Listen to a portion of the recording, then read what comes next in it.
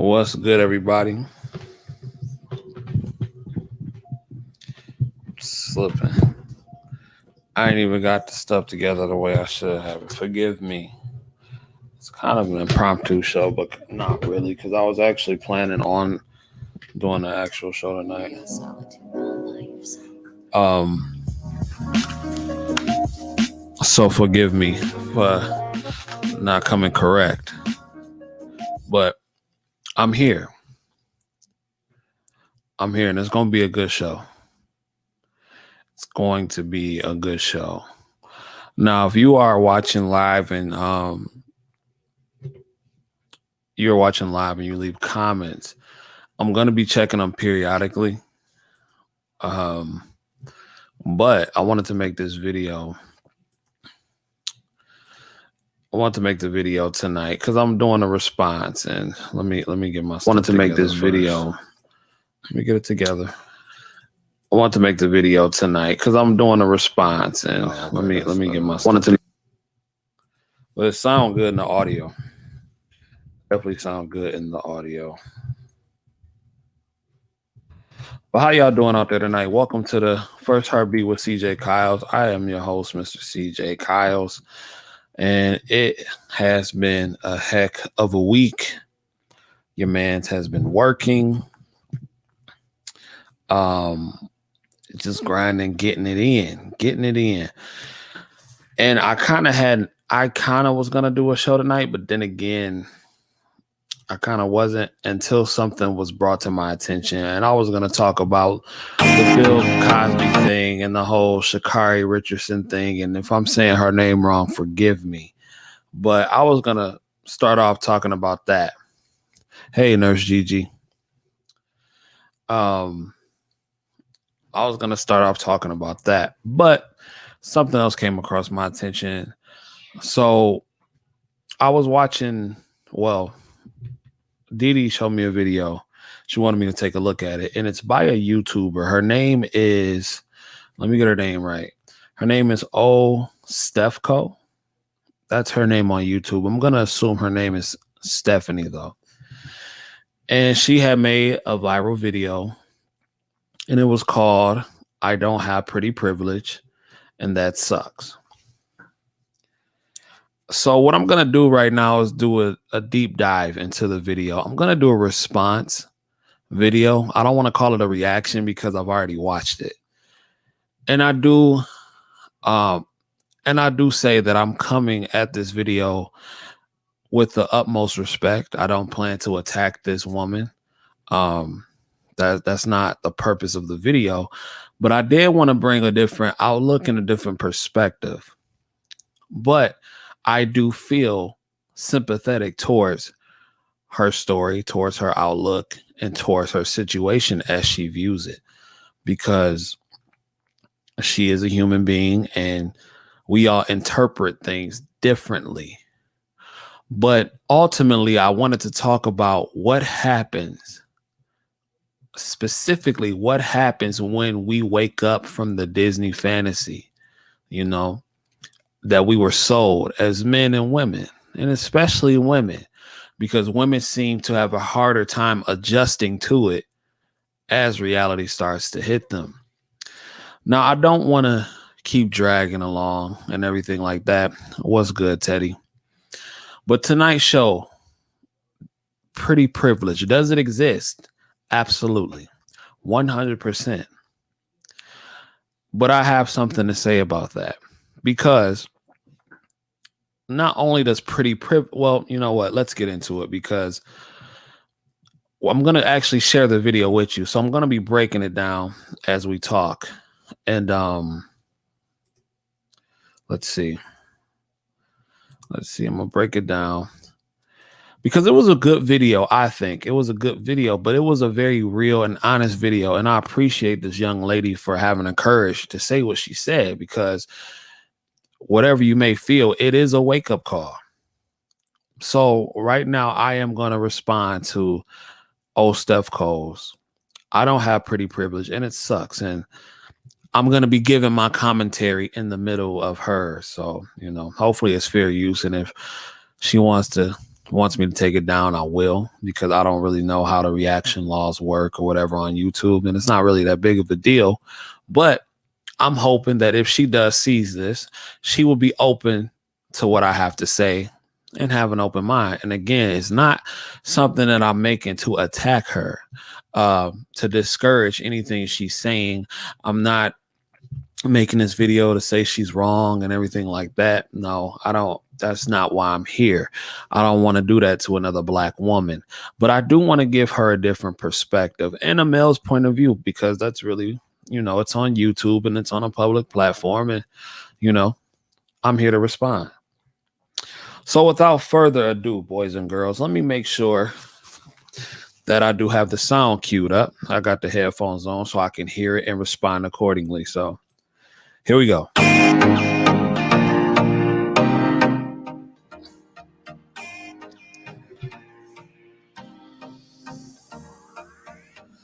Okay, let's just fast forward that part. All right. Enters my mind. Hello, YouTube. Welcome to my channel. Today's video, I am going to be talking about a subject that enters my mind a lot, unfortunately. And I wanted to speak about it honestly somewhere because I feel like it's not popular to address it. Okay, so what I'm going to do right now is I'm going to fast forward a little bit, because she gives like a little monologue before she goes into the video. But I do want to start this video off by saying that this woman is not unattractive. This woman, she's pretty. There's nothing unattractive about her.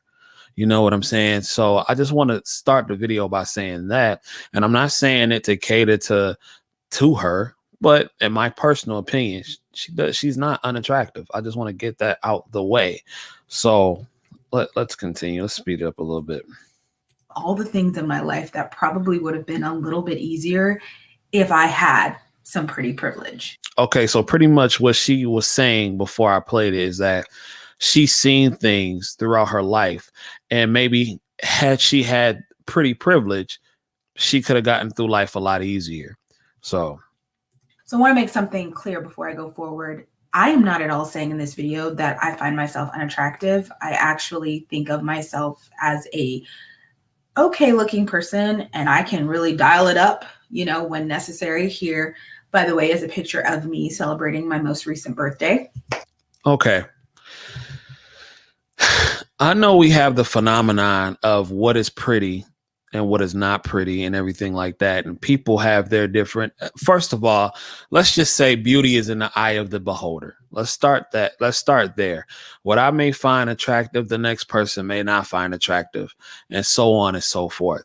So I wanted to start that off by saying this, right? Yeah. No, yeah. She's not unattractive. She's not unattractive, but what I will say is that pretty privilege is a real thing if we're going to talk about it from a general aspect. So let's continue to break down. And I appreciate y'all rocking with me this late, man. But pretty privilege is not something that you yourself can decide that you have. If she's right, I agree with her on that point. The world decides, the general population decides, and that's just what it is. And that's just how it always will be. So unfortunately, some of us come out on the latter side. You know what I'm saying? Like, okay, she may not feel she's pretty, but, and this is why this whole beauty thing is such a touchy subject, because I wouldn't say that she is universally unattractive. You know what I'm saying? Like, I don't find that, I can't see her body or anything like that. But if I'm speaking from what I interpret as the world would feel as what is pretty and what is not, she does not come off as somebody who will be dubbed as universally unattractive. But I'm going to go get deeper into that as I continue with the video. So let's play it. If that makes sense. Like, a lot of privileges, it's something that society just gives you based on what the systems of society already are, like before you even got there. So no matter how confident I might be, no matter how much I might spend on a certain type of wig or a certain makeup application style. Let me give you another example of what I mean when I say the world decides on what's attractive and what's not. We are, at the end of the day, animals in our purest form. And instinctively and subconsciously, we look at certain things and we interpret that as beauty. But when men look at it on a subconscious level and on this its instinctive level, when you see a woman with a nice body, she may have a nice butt, some nice breasts and anything like that. It's a sign. It sends off signals in the brain to say, hey, I want to reproduce, because us as humans, we like to reproduce. We need to reproduce for the human race to go on. You dig what I'm saying? It sends off signals to the mind. This is what, you may call it being horny, or they fine, or they sexy, but that's what they call it now. But in the most animalistic form, it sends off signals. So, like, for example, if you see a guy who's very in shape with a six pack and everything like that, that's sending off signals that, hey, to women, most women, that, okay, this guy isn't lazy. He's somebody that works hard in the gym. He takes care of himself. We will probably have good offspring. You dig what I'm saying? That's where I'm coming from. And men look at it the same way too, generally speaking. Now, if you see a woman with a nice body, you're going to probably think, okay, she could give me beautiful children. Or if you find her attractive in the face, you're thinking she can probably give me beautiful children, in our most purest animalistic form, versus just being on some totally superficial stuff. Now, again, I don't think it's anything wrong with being superficial. You want what you want. I'm not the ethics police, but I just wanted to put that into perspective right there. I'm never going to have pretty privilege, and it does bother me, and I wanted to be honest about it. I think so often, especially with Black women, we're told to just, keep your head up, sis. Don't drop your crown, sis. Oh no, not you, sis. You strong, you beautiful, But because of that, there's really no space sometimes just to say, ouch, like that hurts my feelings. It hurts that I'll never ... And especially for something as superficial as just the way that I look. Now, right there, she says something as superficial as the way that I look. But if a traditional woman is trying to catch a man, and a decent man at that, that is a requirement. Men look for beauty in women. I don't know one man who goes out and says, hey, I want to find a mud duck today. Or, hey, I want to willingly sleep with somebody that looks like an ogre. That's not typically how men think. Now, most men will lay up with anything, because when it comes down to it, dudes are quick to say that, well, coochie ain't got no face and all that type of stuff, that's BS.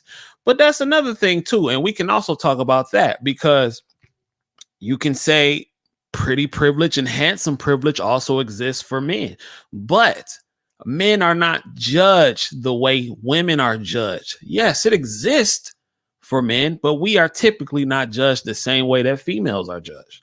So I wanted to take a moment in this video and talk about my experience in life, not having pretty privilege. And I really made this video for anybody that feels the same way. I know I'm not the only person. I've read articles online and I've seen comment sections where I know I'm not the only person. However, I know right now a lot of the videos on YouTube about pretty privilege are just people breaking down what it is, or people saying, hey, you may not feel like you have pretty privilege, but you do. This is a very honest video. Now, and I have to applaud her for this, because not enough women will come and be so honest in the video. And again, I really do have to applaud. I didn't mean to do that. Again, I really do have to applaud her for that, because she is giving you a very real reality. Pretty privilege does exist. It very well does. And that is a thing, and it's very real. And this is why I always tell the women that I know, you have to decide at an early age what you really want out of life. Do you want a husband? Do you want a man that's going to take care of you? Do you want to work all your life? Do you not want to work all your life? because that matters. Competition matters. And it just does. Like, I don't know why we try to act like it's not a thing. Yeah, I see. Y'all saying she's not unattractive. She's not she's not an ugly woman. She is not bad looking. She says she is not at all a bad looking female. No, I don't. But one thing, and I get that this woman has gone through things. It's obvious that she suffered from some sort of trauma. But one thing that and you'll see later on in the video, in my opinion, one thing that comes off as off-putting is that the confidence.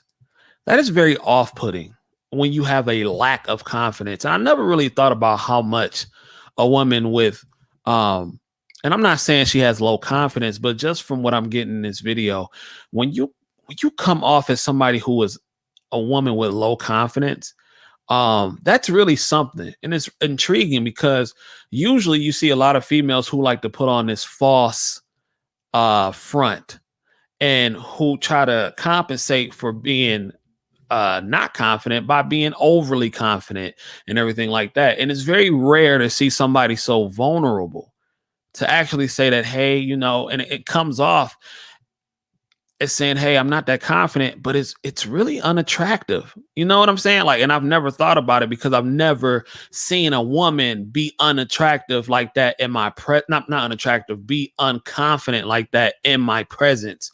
I just don't know. I've never seen that. But from what I'm getting, it's very off-putting. Now, I'm not saying she's a bad person. I'm just giving you my take on what I get from what she is putting out. So let me get back to her really quick.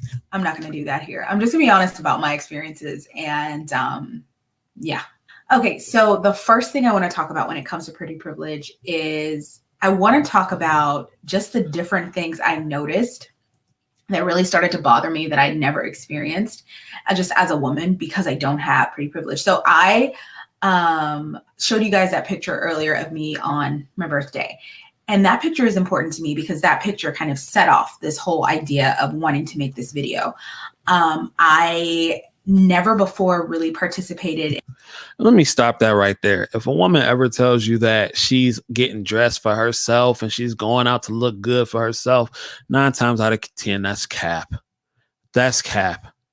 Because if she was doing all that, she could have stayed home and looked pretty in the mirror. And there's nothing wrong with going out and wanting to look good to try to catch a man, ladies. There's nothing wrong with that. But if a female is always telling you that, oh, I'm doing this, I'm looking good for myself and everything like that, that's a lie. She's trying to catch, especially if she's single. 9 times out of 10, she's trying to catch. She may tell you, oh, I'm doing it for myself. I can be bad all by myself. Take that with a grain of salt. But let's continue. And I'm not saying that's what she didn't say this, but I'm just throwing that out there. In any of these stereotypical rituals of going out and dressing up a certain way. And that's because I discovered at a really young age that when I'm at the club, I'm going to be paying for my own drinks. Boom. Wake up call. It's a very real wake up call. And again, once again, I'm going to say it again. I applaud her for being honest, but in her experience, she hasn't had the drinks paid for her. She hasn't gotten the attention that she seeks. And it's clear in this video that has had some sort of traumatic input on her life. That is very real. The competition is very real. A lot of people like to act like it's not and everything like that.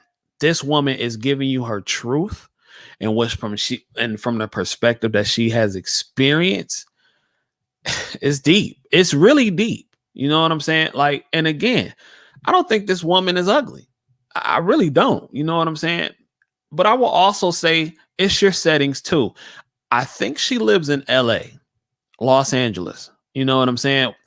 And from what I hear, I'm not sure, but I'm pretty sure it's LA. And from what I hear, Los Angeles is one of the most competitive cities in the world when it comes to women and the standards of beauty.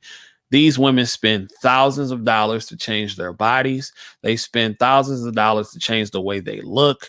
They spend money trying to be the absolute best to catch the absolute best. Now, I'm not saying she needs to go have any type of surgery or anything like that to try to enhance her looks. I'm not saying that at all. But I am saying is, how bad do you want to compete to try to get what you feel like you deserve? Now, if you are somebody that is okay with being alone, then that's fine. That's totally fine. I'm not knocking that at all. That is your prerogative. But in order to compete, you have to put yourself out there and you have to be the very best in all areas, especially if you're looking for a certain type of guy. She's in LA. I'm sure first of all, no one wants the last choice. They just don't. They're telling you that, that's cap. Let's get back into her part. It's a long video. I was not the type of woman that men would fight over, that men would really even approach. She said fight over. She won't cast the to fight over her. You know what I'm saying? And like I said, I don't know if it's sometimes like we as people are inherently born with an ego, but that sounds very egotistical. You know what I'm saying? And that's just my opinion. I don't know this woman, never met her before. I just simply saw the video on YouTube. I really have not dove into more of her content, but I'm just going off of what I get from this video. And again, I'm being respectful as possible. So let's just get into that. So early in my life, I was like 22, 23, and for sure at 25, I decided I wasn't going to go out anymore. So all of my outings, all of my fun, like let's get together, all of those things happened at bars and pubs. A lot of the times places where I knew that nobody who I would be attracted to would be there. Okay. All right. So she talked about pretty privilege at the beginning of the video, right? And she has standards and she's entitled to that. You're not always going to be the prettiest person to everybody. You know what I'm saying? And I don't know if there's something that has happened for majority of her life and everything like that, but you're not always going to be the most attractive person in the room to everybody that you see. Now, I'm sure some people out there in the world who would think she is an absolute knockout. You know what I'm saying? And I'm sure there's some people in this world who don't think she's an absolute knockout. But like I said, beauty is in the eye of the beholder. But this woman, in my opinion, wants attention, which most women do. But she wants to be the center of attention. She wants to be the woman that guys are breaking their necks over. She does. And what further lets me know this is she gets into a story she tells about what happens when she got all dialed up for her birthday. So here we go. And I did that as a defense mechanism, right? I knew if I dress up and I go out to a certain place and I'm ignored, it's going to hurt my feelings. So I didn't want to do that. However, for this birthday, and I'm glad she said that because most women feel that way.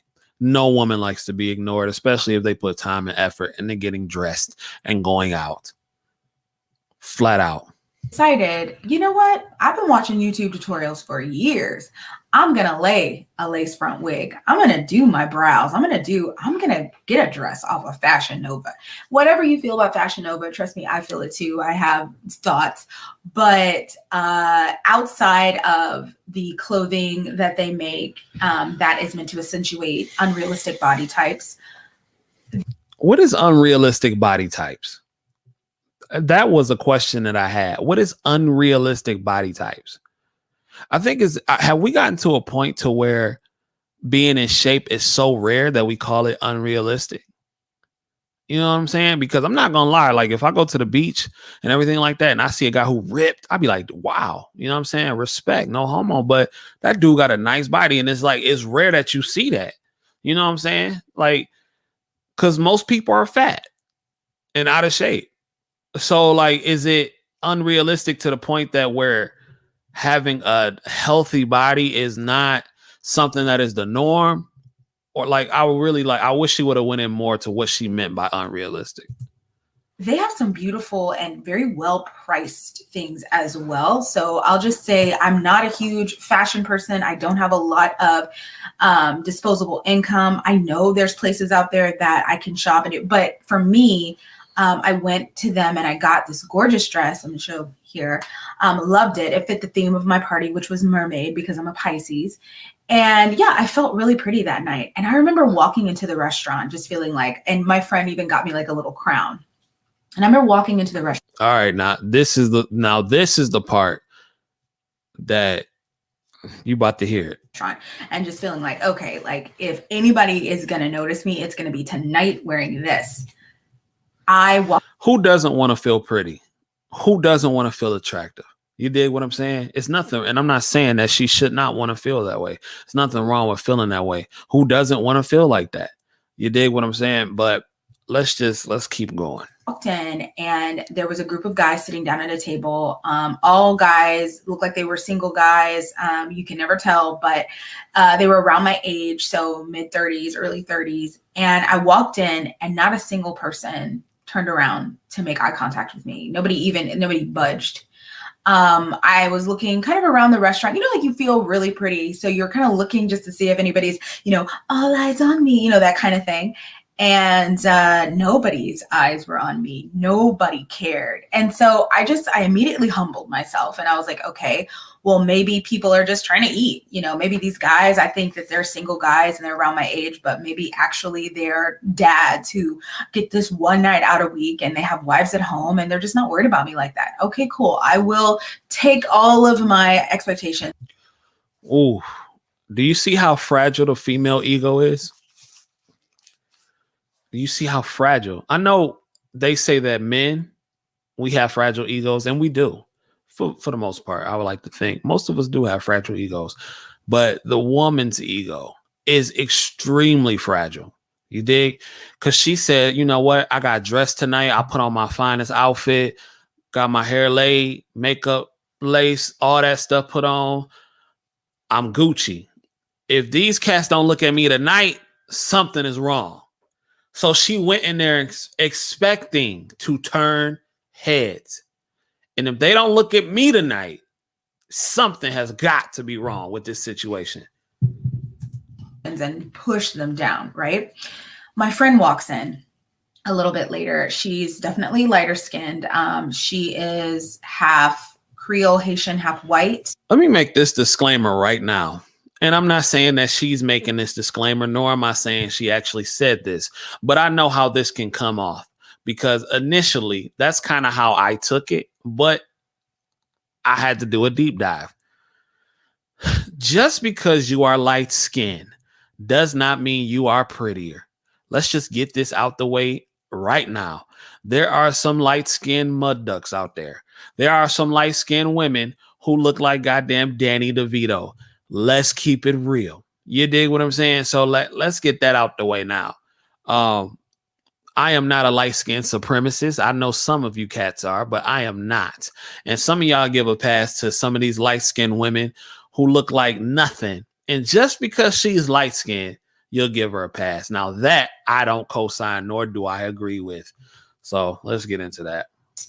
And I actually, when I first saw her, I didn't even know she identified in any way as Black. Like there was no way for me to tell. I didn't see it at all. But she was like, oh yeah, I'm Black. She's of mixed race. And what does that matter though? You know what I'm saying? Like what does that matter? Because it's dark-skinned women who get chose all the time. So what does that matter? Like, I hate to make this a colorism thing, but I kind of have to because it's dark-skinned women who get chose on all the time. You dig what I'm saying? Attractive light-skinned women with rich husbands and everything like that. They just not out here flaunting on the internet. You dig what I'm saying? And it's light-skinned women in awful relationships. They just right now out here flaunting on the internet. So like, I hated to make it about color. And I'm not taking away from her experience because it's her experience. You know what I'm saying? And I'm respectful to that. But I just feel like, I don't know, because there's guys that don't like light-skinned women. And I do understand that a lot of you niggas out there that's loud will put light-skinned women on a pedestal, even if she's ratchet and not that good looking. But let's get it popping. And she dyes her hair blonde, or either it's naturally blonde. So it's tough to kind of be able to phenotypically say, oh, that's a Black girl. Like she definitely is somebody who cares. Why does that matter? That's what I thought. And I know she's married to a Mexican man, but I thought she was Hispanic. She also has a decent sized chest, and she walked in and she had the girls out and, you know, just her natural face, and she had her hair up in this beautiful ponytail. All those men that I like 5 minutes before had been like, oh, they're busy, that's why they didn't look at me. They were like, all eyes were on her, not even the dudes. There were people in booths or people, like everybody turned to look. Okay. One thing I wanted to point out that she said though, and I thought was pretty interesting. She said that her friend was natural, right? She said her friend had her wait, let me not get this wrong before I say what I'm going to say. Let me just go back a little bit. Let me not get this wrong. All eyes were on her, not even the dudes. There were people in, that's what I thought. And I know she's married to a Mexican man, but I thought she was Hispanic. She also has a decent sized chest, and she walked in and she had the girls out and, you know, just her natural face, and she had her hair up in this beautiful ponytail. She said natural face, hair up in a beautiful ponytail. Now, from the picture that I saw, she had on makeup and everything like that. And maybe it was because she was natural. I don't know. And I don't say that to be spiteful or hateful or anything like that. But maybe it could have been a natural thing. Some guys are not attracted to women who wear a bunch of makeup. My girlfriend doesn't wear makeup at all. She like the most she does is wear like lipstick, you know what I'm saying? And maybe some lashes at times, but she don't do all that stuff. You know what I'm saying? Because she's naturally pretty. I can, you know, in my eyes, she is very, very pretty without makeup. She doesn't need makeup. So maybe they saw that as, wow, well, this woman is natural face. This is rare. Because a lot of the times when you go out on the scene today, a lot of these women are dressed like clowns. Not saying that she was dressed like a clown, a woman in particular in the video, but it is rare to see a woman who embraces her natural face. That's just real. That embraces what she has naturally. Everything looks so fake and plastic, and it's like that to the point that you can't even tell the difference between a man and a woman now, because they all look the same. They all faces heavily make-upped. You know what I'm saying? Ass is out to here. Titties is huge. All that stuff. You know what I'm saying? I'm not saying that that's her. But what I am saying is that maybe it was because this woman did have a natural look to herself, because I'm just going by from picture that she showed that she wore. It did look like she had on a lot of makeup and everything like that. So I'm guessing that maybe that was the case. Who knows? It could have been something different. And also, I would like to know the race of the gentleman that she was talking about. She didn't mention it, but I was curious to why she didn't mention the race of the gentleman, because I think that does play a factor, and it does play a point in the video. So, well, in the situation, not the video, because she doesn't mention it. But all those men that I like 5 minutes before had been like, oh, they're busy, that's why they didn't look at me. They were like, all eyes were on her, not even the dudes. There were people in booths or people, like everybody turned to look at this girl. And I said, there it is. There's pretty privilege. The ability to walk into a room and know you didn't waste one bit of makeup, one, you know, hair roller, you didn't waste it. You're going to go out and people are going to notice. And she actually met her husband. You know, I have a lot of friends who aren't married. And so, and they, unlike me, they still think they're going to get married. No shade at all to them.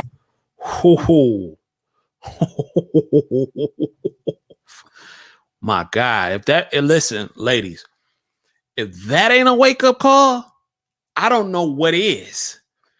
And again, I have to salute this woman for being so honest, because I did see another video where she had condemned Kevin Samuels, but from what she's saying, she's pretty much solidifying everything he talks about.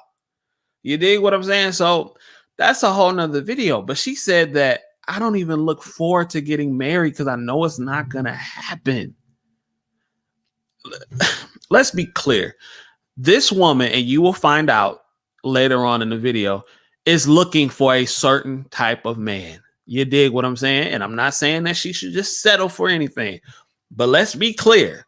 She is looking for a certain type of man. She is in one of the most competitive cities in the world, LA. And yes, you're going to have to compete if you want that certain type of man. I don't know why that's a problem. As a man, I have to compete to have the highest job. I have to go out here every day and get better and better and better and better. and compete so I can make the highest amount of money that I possibly can, so I can get the highest resources that I possibly can.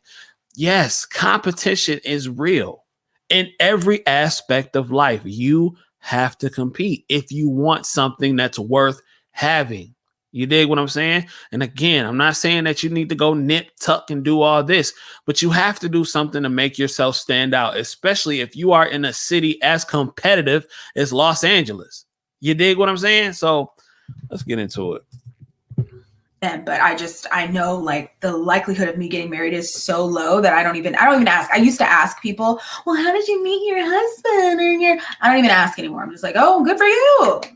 But they all asked her. They were like, how'd you meet your husband? How'd you meet your husband? See, and again, I'm glad she's being honest, because all that I can be bad all by myself shit, this woman was brave enough, because she clearly wants to be married and have a partner in life and all that kind of stuff. Otherwise, she wouldn't even brought it up. A lot of these women who talk that stuff at 40 and 50 saying, I don't need no man and everything like that, that's cute for Facebook. That's cute for YouTube and everything like that. And don't get me wrong, there may be a few women who legit don't want to be with a man at all. Don't get me wrong, because I'm sure there's some that actually exist. But for the most part, nobody, men, women, man nor woman, truly wants to be by themselves. Nobody really wants to die by themselves. That's a whole fact. Well, it's not a fact, obviously, but that's how I look at it. And she speaks for a lot of women.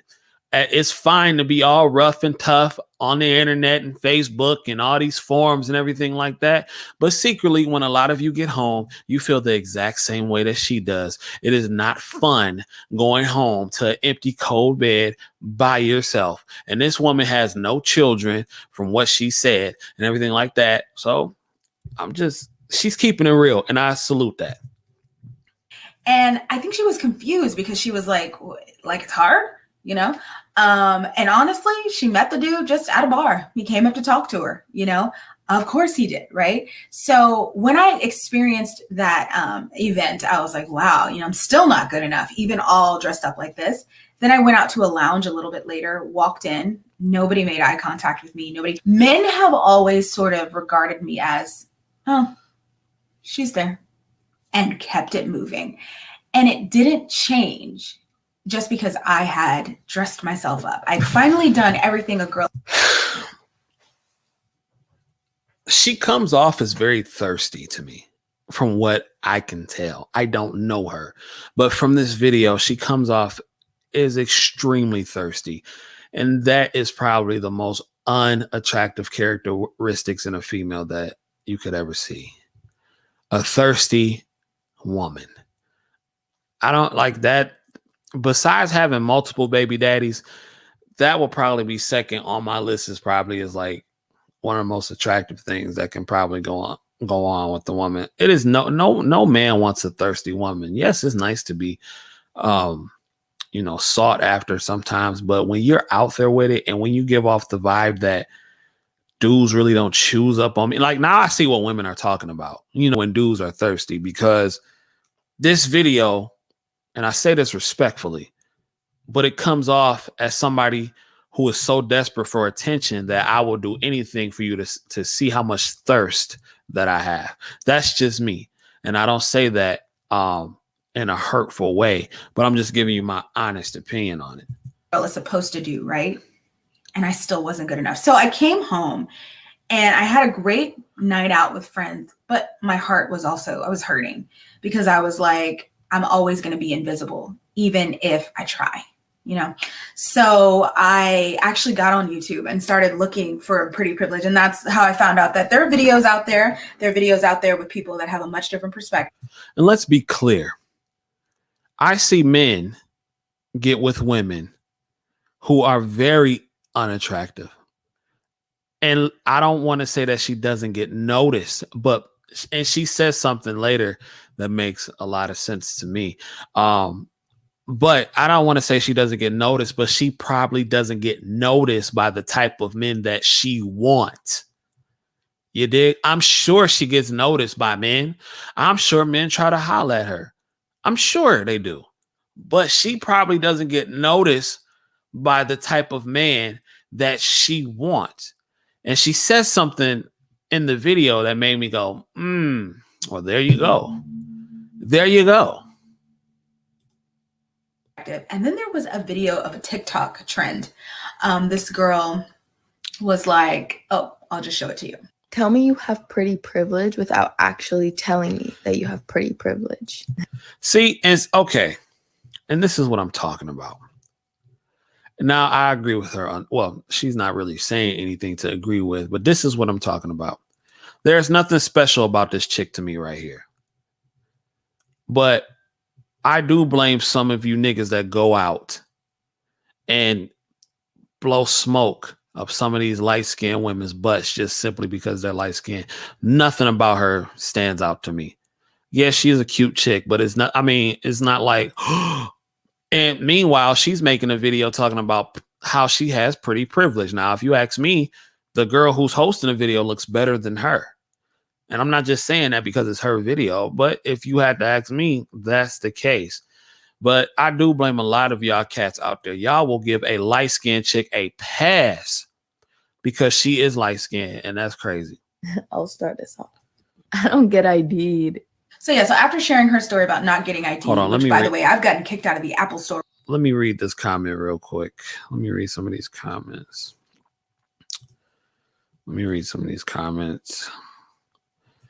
Aditi says she's talking about how they measure their clothes. It runs very small compared to other companies. Oh, okay. She must be talking about Fashion Nova.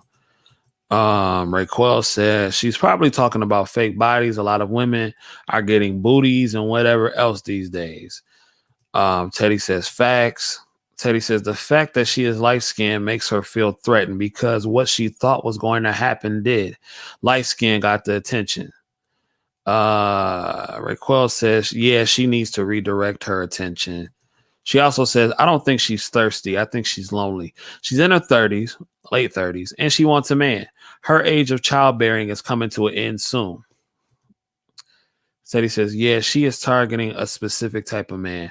However, she has some self-esteem issues going on, but much respect to her for being honest. And that's why I started the video off by saying, I want to give my hat to her. I want to tip my hat off to her for being honest as she was and as she's being in the video. A lot of women don't have the courage to say this kind of stuff, especially on a public platform such as YouTube, where something can go viral just like this video did and get hundreds of thousands and potentially millions of views. So or before, because someone thought that my driver's license was not my actual driver's license. They were right. You know, I've been removed from clubs when I was underage. Like once I was at a club in DC with these two girls and they found out we were underage or I was underage and they kicked us all out. And it was me. I was the one black girl and I was with two white girls. And the white girl turned around to me and she goes, I thought I thought they'd let us stay in there because we were with you. And I just looked at her and I said, that's how it goes for me. Like I don't get special treatment. Okay. She was underage in a club, right? I think that's what she's saying. She was underage in a club. Now, that could have been anything. They got kicked out of the club for a reason. And I'm thinking it's because they're underage. Pretty or not, if you get caught, and I'm not saying that they don't let people in that are underage, which they shouldn't, but pretty or not, if you get caught and if somebody's caught at a club and they're underage and they're not supposed to be there, that could be big trouble for the club. So I understand that is her story and that's her experience, and I respect that, but I just, okay. And when I saw the video that this kid made, it made me, I swear to God, I had like secondary trauma just from watching it and just thinking back at all. So clearly she has trauma from her past, from not feeling pretty enough. I'm very curious to know what her home situation was like, if she had a father in the home, if her mother was in the home and anything like that. I'm very curious to know that, because this is why it's so important for fathers to have that talk with their daughters at such an early age. Women have to decide early what they want in life. And Disney has told them, no, you don't. You can wait until any age. And I'm not saying that she was waiting late or anything like that. But the fact of the matter is that the type of man that she's looking for is looking for a certain type of woman. And that's just point blank, period. You know what I'm saying? That I feel she's looking for. I could be wrong, but I'm just going to interpret it the way I see it. All the times that I've had terrible times in nightclubs because people are very, very clear with me. You are not special. And then people started adding on to her TikTok trend, right? They started telling their stories, oh, you are not special. Okay. All right. When I go out, I never have to pay for drinks, or guys always buy my drinks and my friends' drinks. So my friends know when they go out with me, they're drinking for free. There were girls who were talking about, oh, well, when I go out, when I'm on social media, I constantly wake up with money in my Venmo and in my Cash App because dudes are just sending me money. I really was bothered by that because. But that could be cap. People lie, and a lot people lie. I know niggas all the time that lie about the chicks they slept with. Women lie all the time. Like, they could be lying. You know what I'm saying? And this is why it's so important. Like, when I tell y'all, especially like y'all nurses out there, or like people that's in nursing school, and just people in life, you have to have tunnel vision. You dig what I'm saying? When you start worrying about what another person is doing, that can really throw off your focus. And I still suffer from that today myself. I am not exempt from that. Every now and then I get off the tunnel vision road and I take a peek and I see something over there. Now, sometimes I use it as motivation, so it can be a good thing, but I peek and I see something over there like, dang, why can't I do that? But then I got to remind myself, this is your story. This is your journey. Now, I'm a competitive person by nature. That's just how I am. You know what I'm saying? Everything, I think everything is a challenge. I'll be watching these YouTube videos and these cruisers. They be going on 10. Oh, you think I can't do 10 cruisers? That's how my mind worked, though. It's sick, kind of. You know what I'm saying? But that's how it works.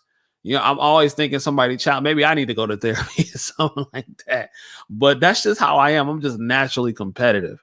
You know what I'm saying? Especially in things that I really care about. But I love a challenge. So, all right, let's get back to that.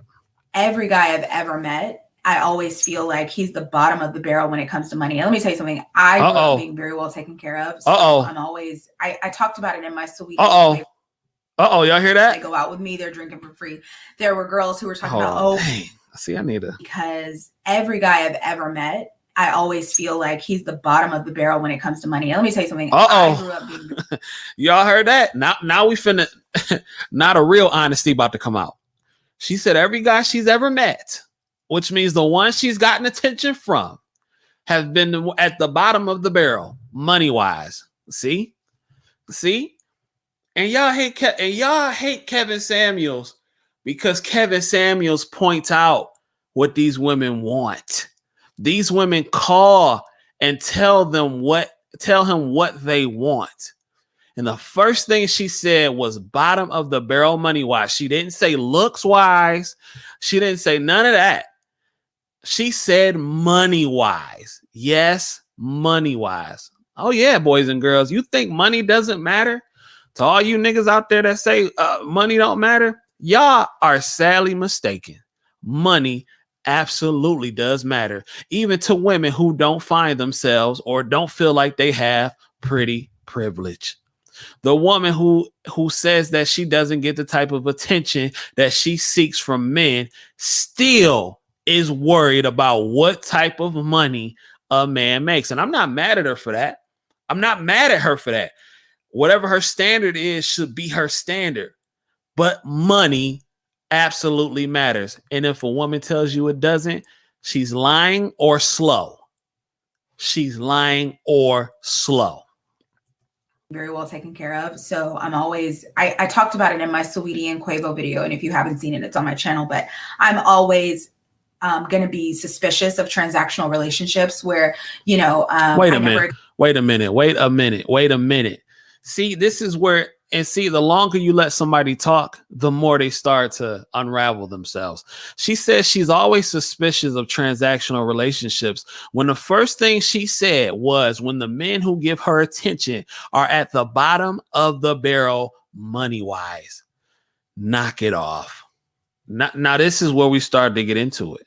And again, it's nothing wrong with wanting a man who has paper. There's nothing wrong with that. You should want a man that has paper, but to sit here and think that relationships are not transactional, you're full. There is no such thing as, well, I'm not going to say there's no such thing as unconditional love, but most love and relationships are very conditional, whether you want to believe it or not. If he continues to whoop your ass every day, you're not going to stay with him because you love him. Well, some do, but that's because they're mentally off. But love is very conditional and transactional. Let's keep it real. If I stop doing the things that I'm supposed to do as a man, love will go away. Let's keep it real, because love does not pay the rent. Love does not pay the bills. So we need to stop with this stupid ideology of the love and relationships are not transactional. They are very transactional, whether you want to believe it or not. Expect a man to just take me on a shopping spree. I never fix. I'm actually very giving. I'm very, I always make sure I'm employed. I have, when I was young, I would refuse to even get in a relationship with a dude unless I was working a full-time job. Like, that's how hard I am on myself. She had offers to be in relationships, but she turned them down because she wasn't full-time employed. You just heard her say it. She said, when I was young, I would turn down relationships because I wasn't full-time employed. She comes off as extremely masculine, very masculine. And again, she gets attention, but just not from the people that she wants. And she says she didn't even feel comfortable. She didn't have a full-time job to get in a relationship.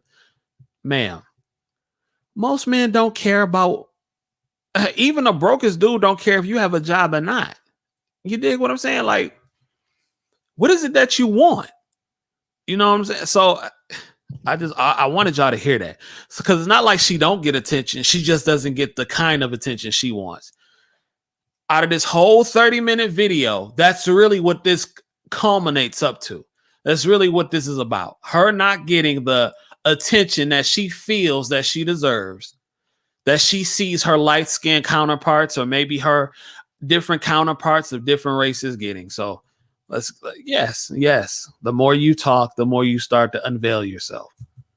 About bringing something to the table, but to know that there are women that just wake up in the morning and go check their social media accounts and there's thousands of dollars in there just because they're pretty, it really messed with me. So, okay, a lot of these hoes are broke. I'm gonna just say it.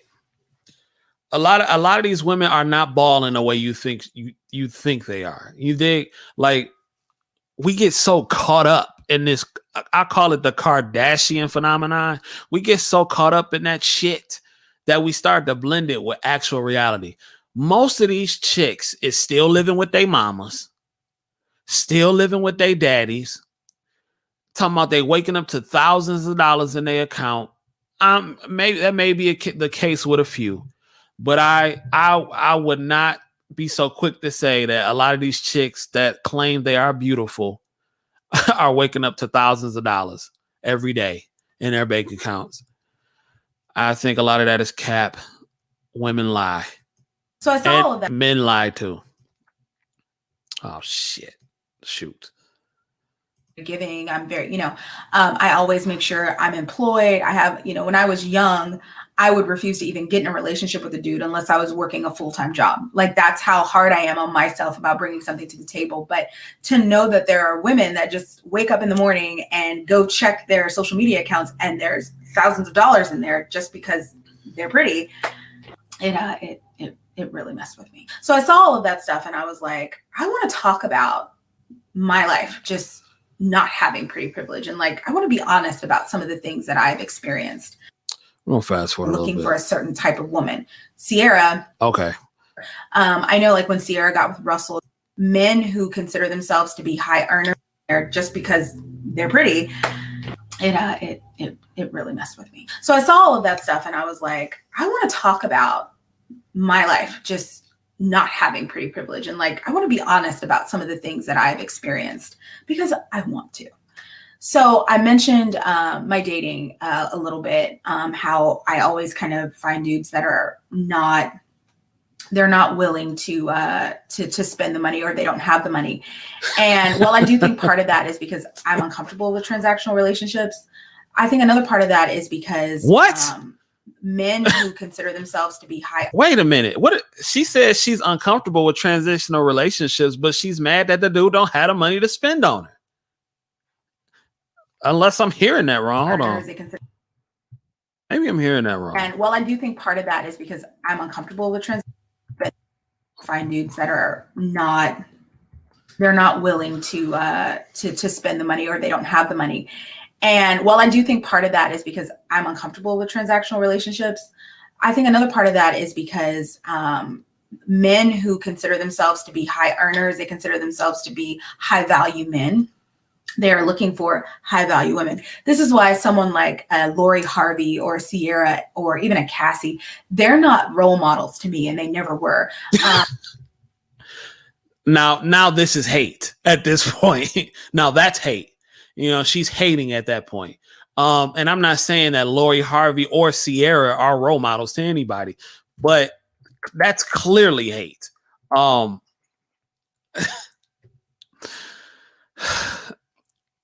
She talked about high value men and high earning men wanting a certain type of woman.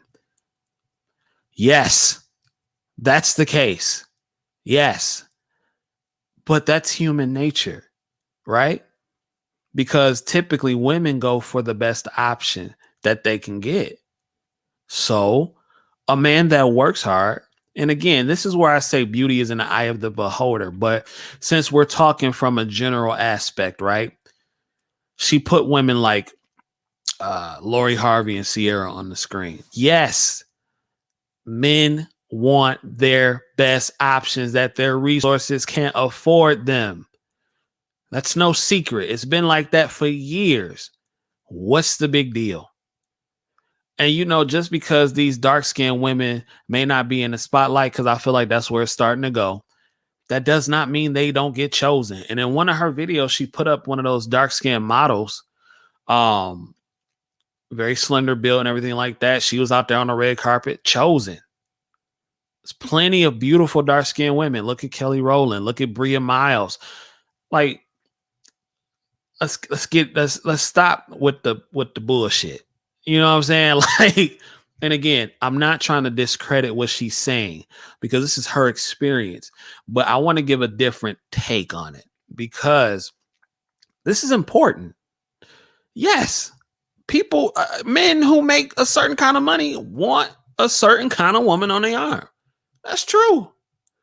And women that look a certain way, that work hard to keep their body right, stay in shape, they want a certain type of man. That's just how it's always been since the beginning of time. Sierra or even a Cassie, they're not role models to me, and they never were. I know, like when Sierra got with Russell, there was all this talk about, oh girl, what prayer did you pray? What prayer? I could sit up here all day. I could live 24 hours a day in a convent just praying to Jesus, please, please. I honestly believe that there are certain levels in society, and certain men at certain levels are looking for a certain type of woman. What's wrong with that? What's wrong with that? I don't see anything wrong with that. Just like how certain women are looking for a certain type of man. I have no problem with that. In this life, you, as a man, it is your job to suffer and take the brunt and work hard. And when you work hard and you make yourself desirable and at the top of most men, then yes, you should get what's owed to you because you work to get your prize. I have no problem with that. It sounds like this woman has a problem with competing, though. I really think that's what it is. And I mean, I don't know what else to say. You know, I think she really has an issue with the whole competition aspect. And again, she is in one of the most competitive cities on the planet. Let me pause this for a minute. And let's get to some of these comments. Let's see if anybody else commented. Let's see. Teddy says, yes, she is targeting a specific type of man. However, she has some self-esteem issues, but most respect. Okay, I think I read that. Raquel says, CJ, you are so funny. I mean, I'm just keeping it real. She said real quick. She said that really quick. Yeah, the money thing, I know. Jay Manley says, hey, bro, I'm watching you right now instead of Kevin Samuels. Your show is important to me. Keep it up. Man, I appreciate that, bro. Man, I forgot Kevin Samuels was live today. I done lost track of days. Teddy says she actually believes these women have thousands of dollars in their account. The issue is much more deeper than this video. There is a root to her issue, a deep root. The more she talks, the more her heart begins to speak. I see hate, jealousy, because she has underlying issues. Wow. Yeah, I agree. I definitely agree. She has some problems and I'm not a psychologist. I don't pretend to be one. But from what I'm getting, I feel like she does have some traumatic issues, and I don't think she's made any bones about that. I don't think she's shied away from that, and I actually think she's mentioned that, and either in this video or maybe the last video that I watched. So she said it was like a second type of trauma to her. So she says she's been through a lot in life. So again, this is why I don't try to discredit her experience, but I do want to give a different take and bring a different perspective into what she's saying, because yes, pretty privilege does exist, but so does rich privilege. So does height privilege. So does white privilege. So does female privilege. So does male privilege. You have all different type of privileges. The thing is, you just have to figure out how to finesse your way through the path to get the best options that you can possibly get. And another thing is this. Well, let's just let this continue. Sierra was not just your regular, schmegular girl. Okay. She's not a 7th grade English teacher from, nowhere city, the United States. Constant put down of herself. Constant. And even though she's saying that as a teacher, I am in no way saying that we are not phenomenal. In fact, many teachers I know have married very well, but we don't marry NFL star athletes. Well, most of us don't. Just a constant put down. And when you got that type of attitude, what man gonna choose up on that?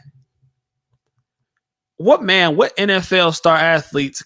And I noticed she said that she wants a man in the top 1%. Let's just keep it a buck. And I'm sure most women do, but she wants a man in the top 1% because she said NFL star athlete. She didn't say lawyer. She didn't say doctor. She didn't say nurse. She didn't say anything like that. She didn't say truck driver. She didn't say plumber. She didn't say architect, construction worker, anything like that. She said NFL star athlete.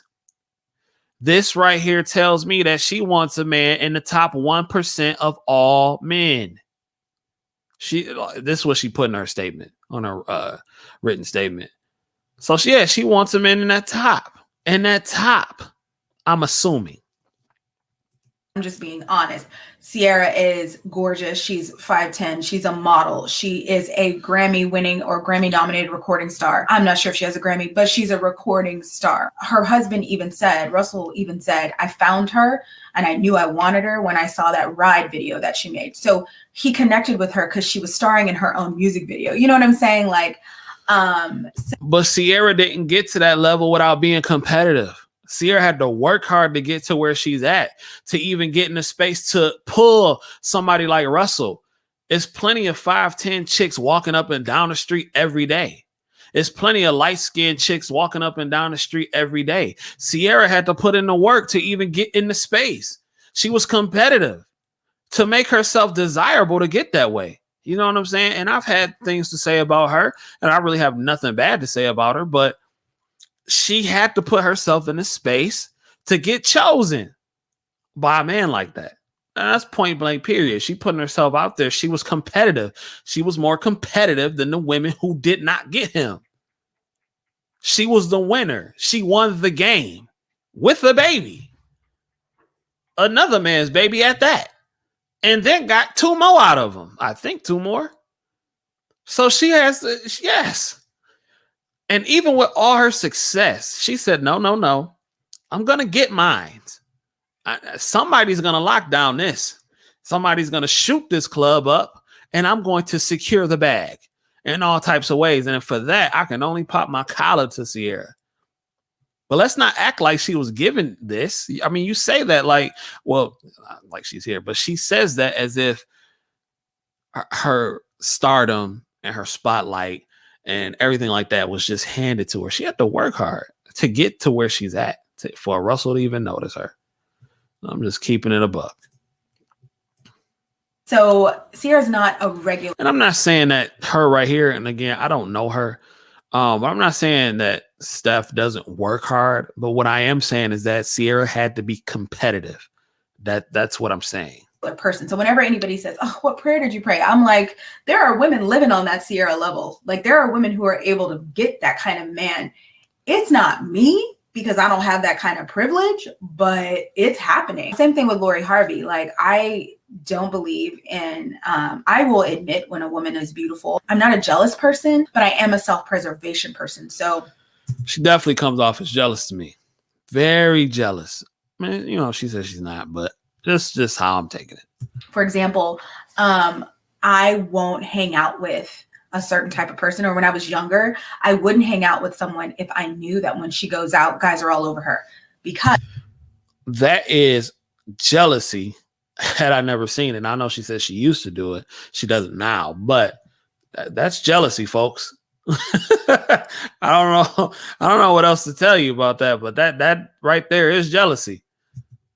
Because I had a friend who that was the case. And when I tell you, I used to get like one time a dude stepped on my foot and hit me with his elbow to get to her. Not on purpose. He was just moving so fast, like knocked me out of the way. I was nothing. I've been in situations. But you just said it wasn't on purpose. That could. Again, let me just keep reiterating. I am not trying to discredit this woman's experience. I'm not. But I'm just giving you my take. That could have happened to anybody. If somebody's rushing to try to get to something or someone, it could have happened to anybody. If the focus is not on you, it could have happened to anybody. If he was trying to get to you and he would have knocked your friend out the way, she would have just been somebody that's knocked over by accident. You just said he didn't do it on purpose. It wouldn't have been on purpose. Maybe he was a tall guy, really didn't see. Some people are like that sometimes. Some people just run into people. And again, I'm not trying to make excuses, but I want to give a different perspective. Where I've had to just go sit by myself while my friend is being entertained or entertaining someone. I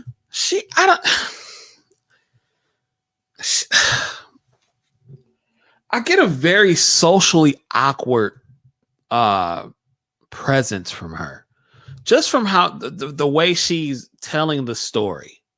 And there's nothing wrong with that. You know what I'm saying? Nobody's perfect, but maybe the reason men don't talk to her the way that she wants them to is because she comes off as very socially awkward. Now, that could be due to anything from her past or anything. And I don't know if this woman is socially awkward or not. I believe she's a teacher. But when it comes to certain social settings, maybe she is socially awkward. And that could be due to anything. But to me, she comes off as extremely socially awkward. Raquel said, does she realize that people used to call Sierra a man back in the day? Yeah, that's real. Yeah, I remember that. Yeah, they used to call her like a hermaphrodite or something like that. I remember that when she first came out. They used to call her a dude, which I don't know where that came from. She don't look nothing like a dude to me. Never has, but all right. And nobody talks to me the whole night. So I don't like being left out. I don't like it being very, very clear that they're only talking to me because I'm with the hot one. So I would never hang out with a Lori Harvey. The self-esteem is so low. It's actually heartbreaking. The self-esteem is so low. And I don't know what that's due to. And my heart goes out for her. But when your self-esteem is that low, dudes can sense that. And when your self-esteem is that low, not saying that you are, but it kind of puts you in a position to where a dude might kind of label you or think of you as, oh God, this chick might be on some other stuff. Because that's how it's coming across in the video. And again, thank you for being so honest. Thank you. I appreciate that. But comes off as very low self-esteem. Why wouldn't you hang with a Lori Harvey? Because she's famous. I mean, she's just very famous. And you're growing on YouTube. Listen, if a nigga like Trey Songz asked me to hang with him, you damn near better believe I'm hanging with him for a plug, for something. I don't give a damn about the women chasing him. That's nothing. Well, she trying to get chosen. I'm not, but okay. You know what? Let me back up. I would go with her to get a coffee. Absolutely. I would go shopping in the mall. Yes. I would even go have an early dinner. So things that are low pressure socially, where it's not going to be just so clear. Yeah, she is socially awkward. I could tell from just how that comes across. Fathers, you have to really talk to your daughters. And I don't know if this woman's father was in her life or not, but y'all have to start being honest with your daughters at a very young age, because I would not want my daughter to have that mentality. I don't care how dark she was. I would encourage my daughter to always be the best version of herself in all situations. And I feel bad for her, because she just, I don't know, man. It's very, very, it's just very awkward, you know? That one of us is really, really, hot and the other one isn't. Because I've been in those situations, right? Where if you don't have pretty privilege, it just feels like you're completely invisible. And I hate that. Just talking about my dating life, I do definitely feel like as a woman who doesn't have pretty privilege, because when I go out, Let's pause this. We have somebody who wants to come to the stream. Birdhouse. Yo, what's up, CJ Kyles? How you doing? What's going on, man? Yo, my friends my friends in the background are gonna all say hello. Hey, everyone, say hi to CJ. I love your What's content, up? CJ. What's going on? I'm fan. So what? You're talking about this woman here? You're saying she's awkward. Why do you think she's awkward? What's awkward about her? Well, just from the way that she comes off, she seems like she's socially awkward. She's saying that she won't hang with people in certain spaces simply because of the way they look, and she feels they look better than her. Have you watched the whole thing? No. We just found your thing just by chance, and my friends wanted to come and say what's up and talk to you for a bit. So okay, so you. All right. Well, let me ask you: Do y'all think pretty privilege exists? Yeah, and I think it's a good thing. Really? Why do you think it's a good thing? Yeah, because it puts ugly people in their place. If you want to, be treated best, you're going to have to do the best for yourself by looking good. It's not down to being born like that. You make yourself like that. Okay. It's science. All right. So do you think it's a problem when a woman who is beautiful wants a rich man? No. I agree with you. I agree with you.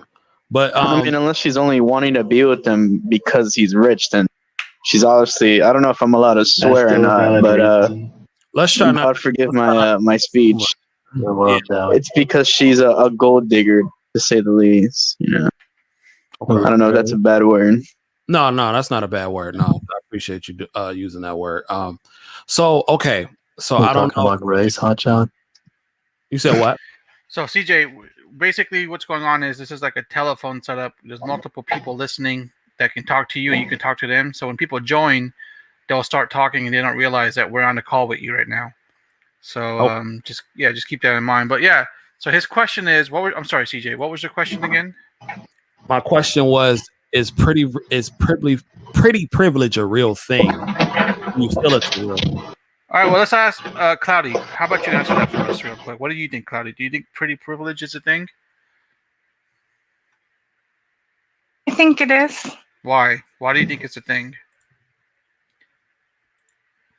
Because when you're pretty, you're privileged.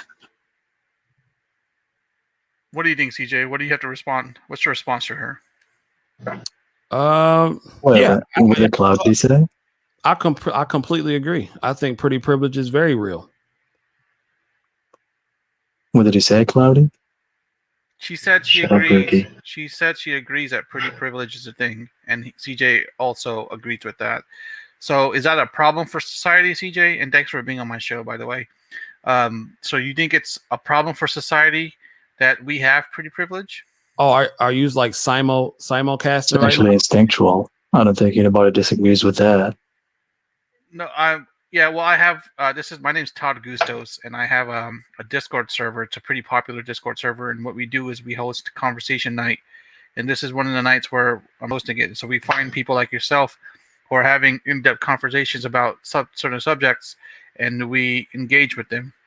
Okay. So that's what's going on right now. So yeah, you have All right. there's at least 5,000 people listening to you right now, but you're going to be talking to about 8 to 12 people. Okay. All right. Well, So this put is all- exciting, Got man. it. Don't get nervous. Don't get nervous. All right. This is Oh this no, is what we do. no. This is what No, we I'm do. not. I'm not nervous at all. I was born for this. Roger that. So all y'all that's watching, make sure y'all subscribe to the YouTube channel, I'm youtube.com/DCJ. just saying it's just a halo effect. Hold on. Let him give his shout out for his YouTube channel. Go ahead, CJ. Yeah, go. Yeah, make sure y'all tune into the CJ Kyles at youtube.com/the CJ Kyles. Everybody that's watching. All right. So today CJ is talking about pretty privilege, and apparently now, if I got this right, it bothers you that people are pretty, right, CJ? No, it doesn't. Oh, I'm sorry. I thought you said it bothered you and that you were angry at the woman that you were talking about earlier. No, Can you reiterate your point? She was talking about the woman in the video was talking about how she doesn't have pretty privilege and it sucks. Mhm. No, I don't. No, it doesn't bother me. I think that's the way the world works. Okay. All right. So go on. Let's. What else did you have to say about the subject? Well, as far as pretty privilege is concerned, and before I, get off, but as far as pretty privilege is concerned, in order to have certain things, if you want a certain type of man, if you want a man that has $100,000 making a lot of money, because most of these chicks want a certain type of dude. She wants a certain type of dude that is in the 1%. She didn't clearly state it, but she says NFL players are not choosing average teachers, and they're not. When you work hard to get to a certain place in life and you make yourself that top 5 to 1% of a man, there is a certain type of woman that man typically and generally goes for. So people go for the best options that they have. Most men want beautiful women on their arm. Most women want a man who's financially secure. And I don't think there's anything wrong with that. So how would you react if you saw a very unfortunate individual dating someone who's attractive? Would that make you angry? No. But then doesn't that kind of counter your pretty privilege argument if they're choosing someone who's unattractive? No, that's their prerogative, but I'm just saying that it is a real thing. Okay, so then let's get more into the nitty-gritty of this. So we got pretty privilege. Obviously, we have women dating men for money, men dating for looks. What happens when a woman becomes abusive in that relationship? How should the man with his money deal with that situation? Should he ever lay hands on her? No. Yes. He should dismiss it. Okay. Well, hold on, CJ. We have someone who just said yes. Was that you, Hotshot? Yeah. Why do No, you? No, I don't know what you're talking about. No, what you're talking about. I didn't say anything. Who said yes? Anyways, go ahead. Hold on, Just like your You were saying, children CJ? deserve to be spanked sometimes, Okay, this is Roger. even your woman deserves to be spanked as well. So No, I don't believe in putting your hands on a woman. I don't believe in smacking any woman or putting yourself in a situation to where you could lose everything that you've worked for. No, that's I fair. feel like So if a woman takes you to that point of view, if a woman takes you to that point, you should automatically dismiss her. let's give Roderick the opportunity. Obviously, this is a no judgment So- zone. Roderick, go ahead. Wait a What are you gonna minute. say? So, by dismiss her, you mean divorce her or something? Or breaking up with her if you're not married? That's what you're saying? Well, yeah, if she's abusive, why would you want to stay with her? So wait a minute. If you have a children, it's okay to dismiss the entire family and get your children lost between divorced parents instead of just laying your hands on her for one single time. That might actually have positive results and fixing the woman one time for all. No, I don't believe in putting your hands on a female. That's just not me. I would rather leave and dismiss myself from that situation. Now, if I have children, my job is to be a father to the children. That's fair. But that's fair. it. What? I have a counter Also, argument your against job is to provide them with a good family, to have a mother too. Children cannot grow up without a mother. You can't tear your children apart between two separated parents. We all see how that affects children during their childhood. They become unstable when they grow up. It's not the same thing when you have a stable family with 2 parents at home, and when you live in, I don't know, like you live 2 days with your father and 6 days with your mother. I don't know how that works. There's That's only not 7 good days of for the week. children mental health. Yeah, that's actually worse.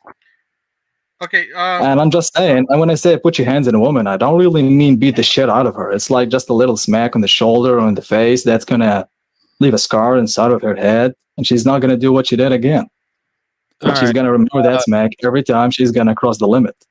Okay. Well, fellas, So- I got a show I'm running right now, so I have to let you guys go.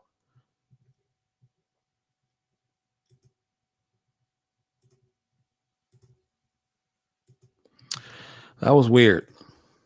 But let's get back to it, y'all. That was very weird. We're not finna just smack a chick just because she getting on your nerves now. We don't do that. Now, if she's being abusive, you should leave. And aren't like their red flags aren't up for me. They're not looking for me. I often am invisible, I'm ignored, and I feel like it's a lot of the reason why I have such a small amount of relationship experience at my old age. It's like I'm not there. She's 37, by the way. I'm the invisible woman. And I also think it's why I developed such a loud mouth. I have people all the time tell me, "Oh my God, you're so loud, you're so animated, I have to be masculine. A lot of men, the type of men that she's looking for. Hold on, let me see some of these comments. Let's see. Yeah, I don't know what that was about, but I wanted to entertain it for a second just to see where it was going. But I had to get them up out of here. Nina Whiteside, but children witnessing abuse isn't good for them either. Right? Yeah. Ain't no way in hell a man should put his hands on a woman. This woman is bitter and needs to heal.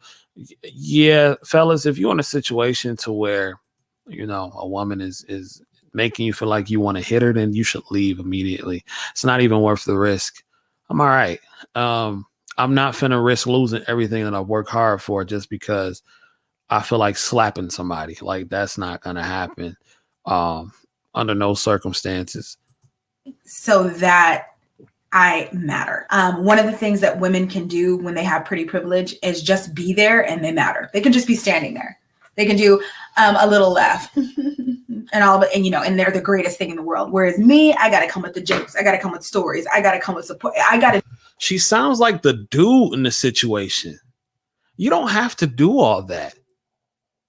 You don't have to come with the jokes. You don't have to do all that. That's unnatural. You know what I'm saying? Like, and that's what I'm saying. Like, very, very awkward. Like, she comes off,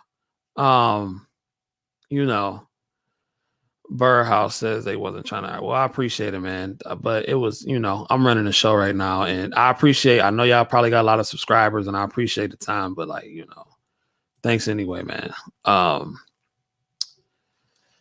What's up, Rebirth EDU? If you want to chime in, man, just click the link, bro. But shout out to to everybody that's watching. I appreciate y'all rocking with me late like this, actually. But we about to get back in that video. But all right, y'all, let's get back in the video. But yeah, Kendrick, bro, if you want to chime in, bro, I'm about to put the link in the I'm about to put the link back in. I'm gonna put the link back in, bro, if you want to chime in, fam. We talking about pretty privilege.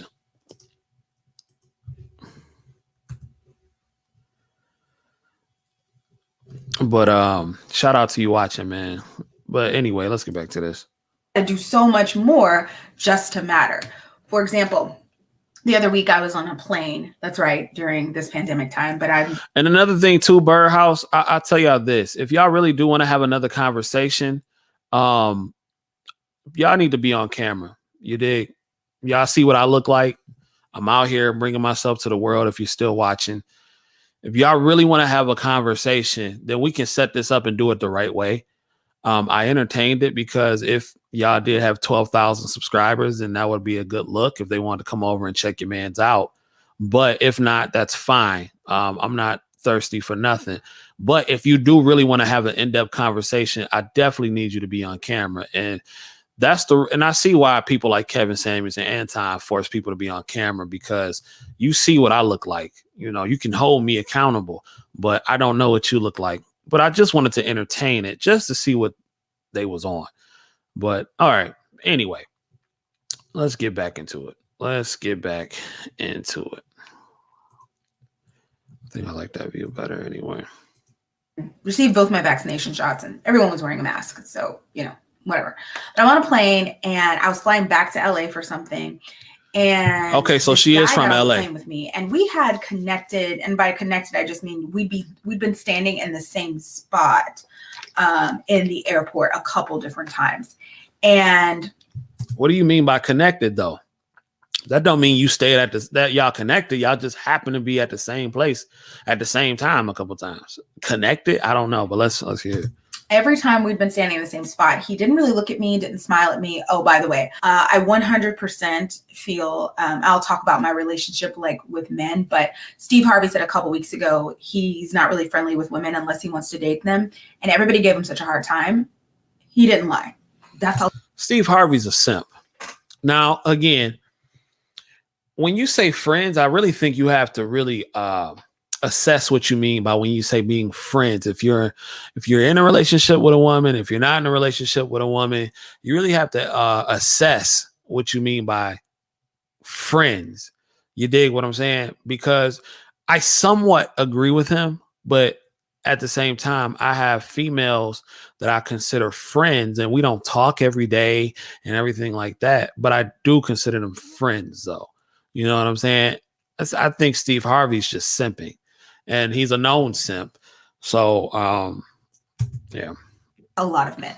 But anyway, so me and this guy, we had been standing in the same place a lot of the time, and he didn't really look at me, didn't smile at me, didn't give me any kind of special treatment, right? He gets on the plane, and I'm sitting here, he's sitting here, he gets on after me, and he sits down next to this girl, and she had her mask on, but she was, he's a black man. I was black. I was black. I'm black. He's black. This girl was not black. Oh no. And I'm only saying that because I think darker skinned black women that aren't pretty, we pay like double the tax. So she's saying she's not pretty. She said darker skinned black women that are not pretty, we pay double the tax. What? You got all this from a man who didn't say anything to you in line. Right. Do you see how fragile the ego can be? And again, I'm not saying I personally feel that way about myself. I think I look. You just said that you wasn't pretty. Fine. But based on the way I'm treated in society, I know I don't have pretty privilege. So I think darker skinned black women that don't have pretty privilege, we pay double the tax. But anyway, and by double the tax, I just mean. And that's why I did not want to take it to color. I really didn't. But it's darker skinned women that get flued out and chosen. Let's knock it off. Let's just knock this completely off.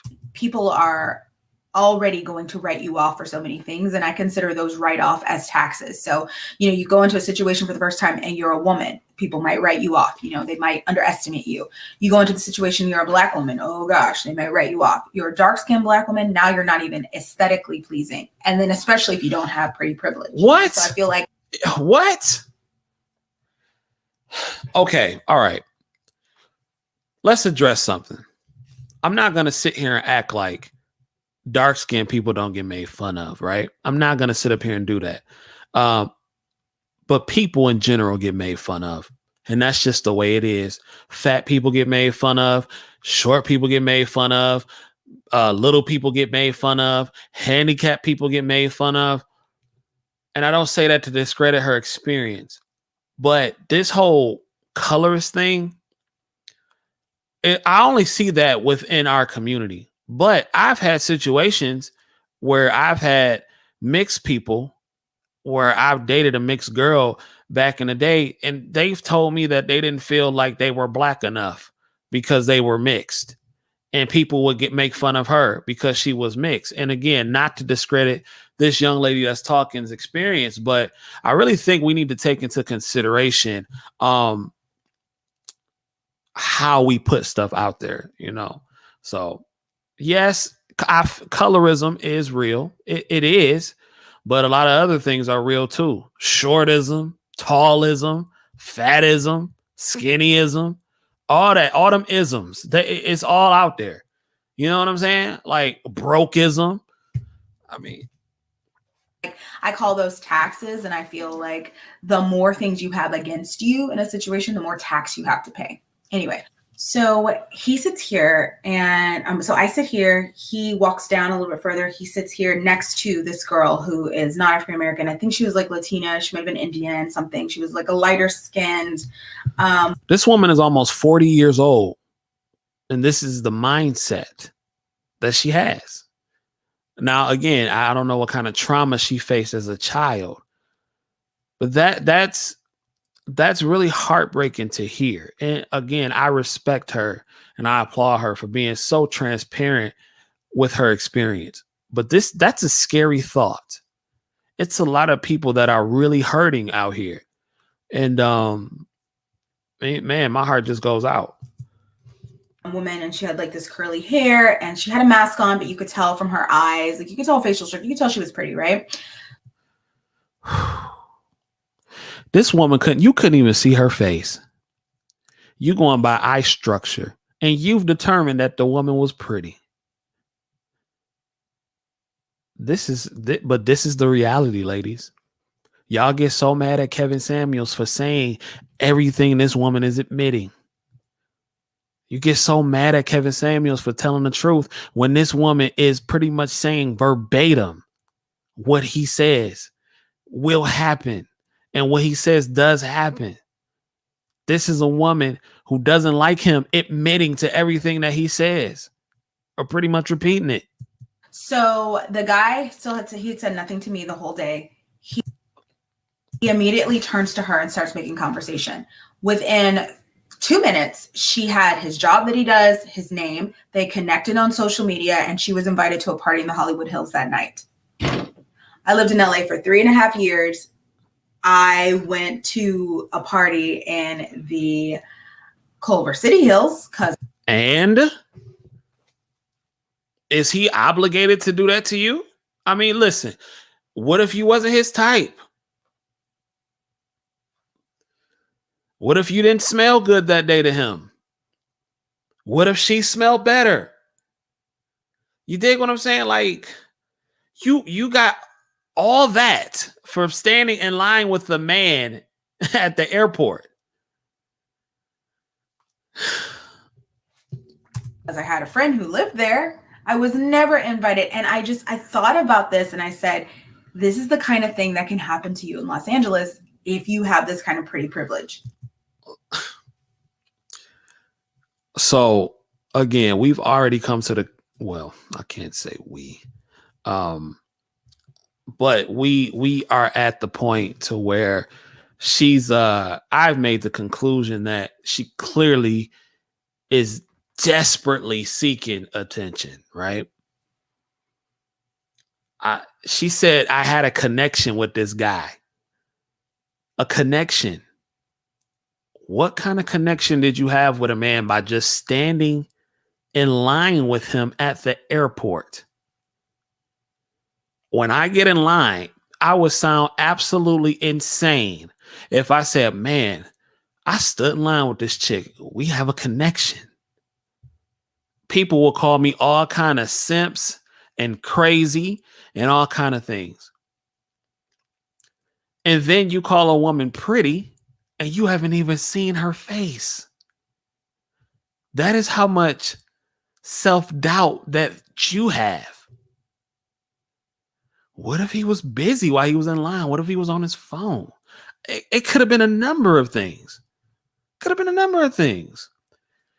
And you so worried about the next chick, you ear hustling to hear that he's giving all this information to everybody else. This is why I say, ladies and gentlemen, tunnel vision is so important. So important. Stop worrying about what the next person is doing. You got all that from an airport, from standing in line with a man in the airport because he didn't say nothing to you. Why are you listening so hard? You're supposed to be worried about you, sweetheart. Boy. Rebirth says, let me catch up with you and I'll jump in. All right, sir. Nina says she has a lot of self-doubt in herself. You are what you think you are. Raquel says, and the crazy thing is she can pass for in her 20s, in my opinion. Yeah, she's not a bad looking woman. She needs to move away from LA and go to the country. She can't handle that city life. Teddy said maybe it's a connection flight. Teddy says this is deep. It's very deep. And you know, like I was not always the biggest advocate for going to therapy because I guess like, you know, me having my father and him teaching me how to handle things in a certain way, I never thought I needed it, but nobody's perfect and we can all improve. And I think I've heard a video and she said that, you know, she takes therapy and everything like that. But it's just like, to me, this video is a cry for help. You know what I'm saying? Like, I feel like it's a cry for help and a cry for attention. And this is why I kept questioning, like, what's her father around in her life? I don't know her background. I haven't dove into her channel like that. But this is deep. This is deep. Teddy said, where's the link? The link is right here. And the link is also in the description. So like if y'all want to chime in, man, just let me know. But yeah. But this is very deep, y'all. Like crazy. It can. I used to have a friend, I did improv classes with her. And she was like, oh my gosh, yeah, guys stop me on the street when I'm driving and they'll pull me over and they want to talk to me and they're like CEOs or this. When I tell you most of the traumatic dating experiences I had in LA were because I was only matching with people who were like pizza delivery drivers. And no shame. It always comes back to money, ladies and gentlemen. It always comes back full circle. It always comes back to money. Hypergamy knows no bounds. Hypergamy knows no bounds. You are listening to a woman for the past 19 minutes tell you how unattractive she feels she is or from the pretty privilege that she does not have, but yet it's still hypergamous. It's a real thing, ladies and gentlemen. Look up hypergamy. Hypergamy is very real, and I don't knock hypergamy at all. I don't knock it at all, but it is a very real thing. She doesn't want to get matched up with a pizza driver. I'm not mad at her for not wanting to date a pizza man driver. I'm not mad at that. But it comes down to your options. What is a man that's making the kind of money you want from a woman? Shout out to Kevin Samuels. That's real. On those careers, but normally a guy that's in his 30s that's a pizza delivery driver, he is what the internet would call, he is down bad. No, that's what you would call down bad because you clearly don't want to talk to him. Don't blame this on the internet, dear. You will call that down bad. You don't want to date a pizza delivery driver, which is fine. But you feel like he's down bad because he's in his 30s and he's delivering pizza. Okay. As the internet would say. And also it's a person that doesn't really have a lot of ambition. I noticed that a lot of men with real ambition, like they wanted to go out and become directors and creators, and they had just like powerful minds and hearts. Okay, so I'm assuming that this woman wants to be some sort of actress, maybe. I've heard her say she takes improv classes and she's talking about like directors and creators and all that stuff. And so, yeah, she's in LA.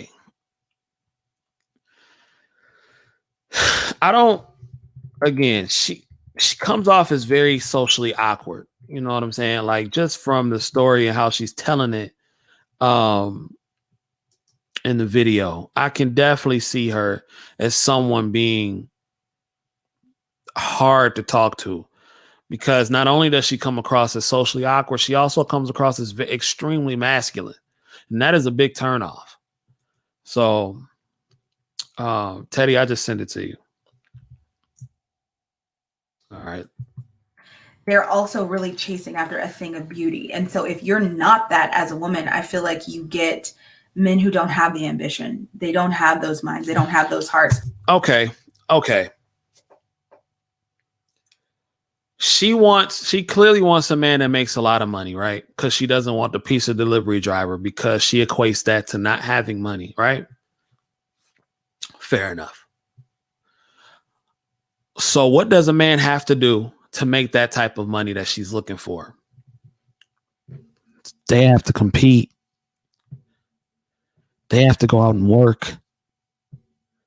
They have to go out and be the best of the best. That means they have to go out and be better than 90% of the population. 80, well, good 75 to 80. Well, if you're talking about over $6,000, 90%. That's what they have to go do, ma'am. That's what they have to do. So why wouldn't you want to compete if you want that type of man? That's all I'm saying. I'm not saying that I'm not saying what you should do, but I'm just laying down the facts of I'm laying down the facts, and I'm going by what you said. You don't want somebody that's broke. You don't want a pizza delivery driver. Well, man, most of the country is not rich. That's just real. Rent is you're in LA. You're a teacher in LA. I can only imagine what rent is like out there. So the average apartment in America is $1,400, and that's probably double in LA. So, like, if not triple. Teddy, what's going on, man? What's up, man? Can you hear me? Yeah, I can hear you. All right, because I am rolling. Man, I'm sitting here listening to this. And first of all, hey, I have much respect for the young lady or coming on and sharing her experience, sharing her story, because this is real. I can't hear you. Listen, I understand. Oh, you there? Yeah, I'm here. I understand what the pretty privilege is, but man, this is much deeper beyond that. Yeah. It's something going on or something that has happened in her life that has her feeling how she feels. My daughter, she's light skinned, she had long hair, and she used to get a lot of, trouble from, the girls at her school that wasn't light skinned, long hair. Guys just give her attention. But this jealousy or this little thing that goes on between, especially when they're young. Now, at her age, it might be a different story here, but when they're young, the little jealousy or envy among light-skinned, dark-skinned girls at that age is real. So it sounds like with her, man, something didn't happen in her life. It didn't get down deep inside her. It has rooted, and it has grown into the issue that it is today. Yeah. Yeah, she and needs some serious help, man. This is beyond just me being privileged, because even I know women that deals with the fact that they don't have pretty privilege. They still go out there and still push and still try to catch a man, still fix himself up. I was listening to it, and she said she was hanging out with somebody. I don't remember, but because the person she was hanging out with was getting attention, she went in a corner and sat at a table. That's deep. Yep. Very, very deep. This is just beyond that, man. And again, I'm not a psychologist. I'm not a licensed psychologist, so I'm not gonna sit up here and tell her what she needs to do. But the reason I wanted to respond to this video is that I wanted to bring a different perspective, but I wanted to be clear and show women the reality that some women are facing today. This woman stated earlier in the video that she's never going to get married, when she clearly does want to be married, and she clearly does want to be alone, don't want to be alone. But the thing is, you would rather hypergamy is such a thing, and I'm not telling her to settle. I'm not telling her that she should get a piece of delivery man. But to me, it almost sounds like she's shaming, in that she does want a man that makes a particular amount of money. From what she stated several times, she said that NFL stars are not choosing up on teachers, and she's talked about the CEOs and all these other people. Well, and that's fine that you want that. But she has to realize those men are in short supply, and a lot of women want them. What are you going to do to stand out?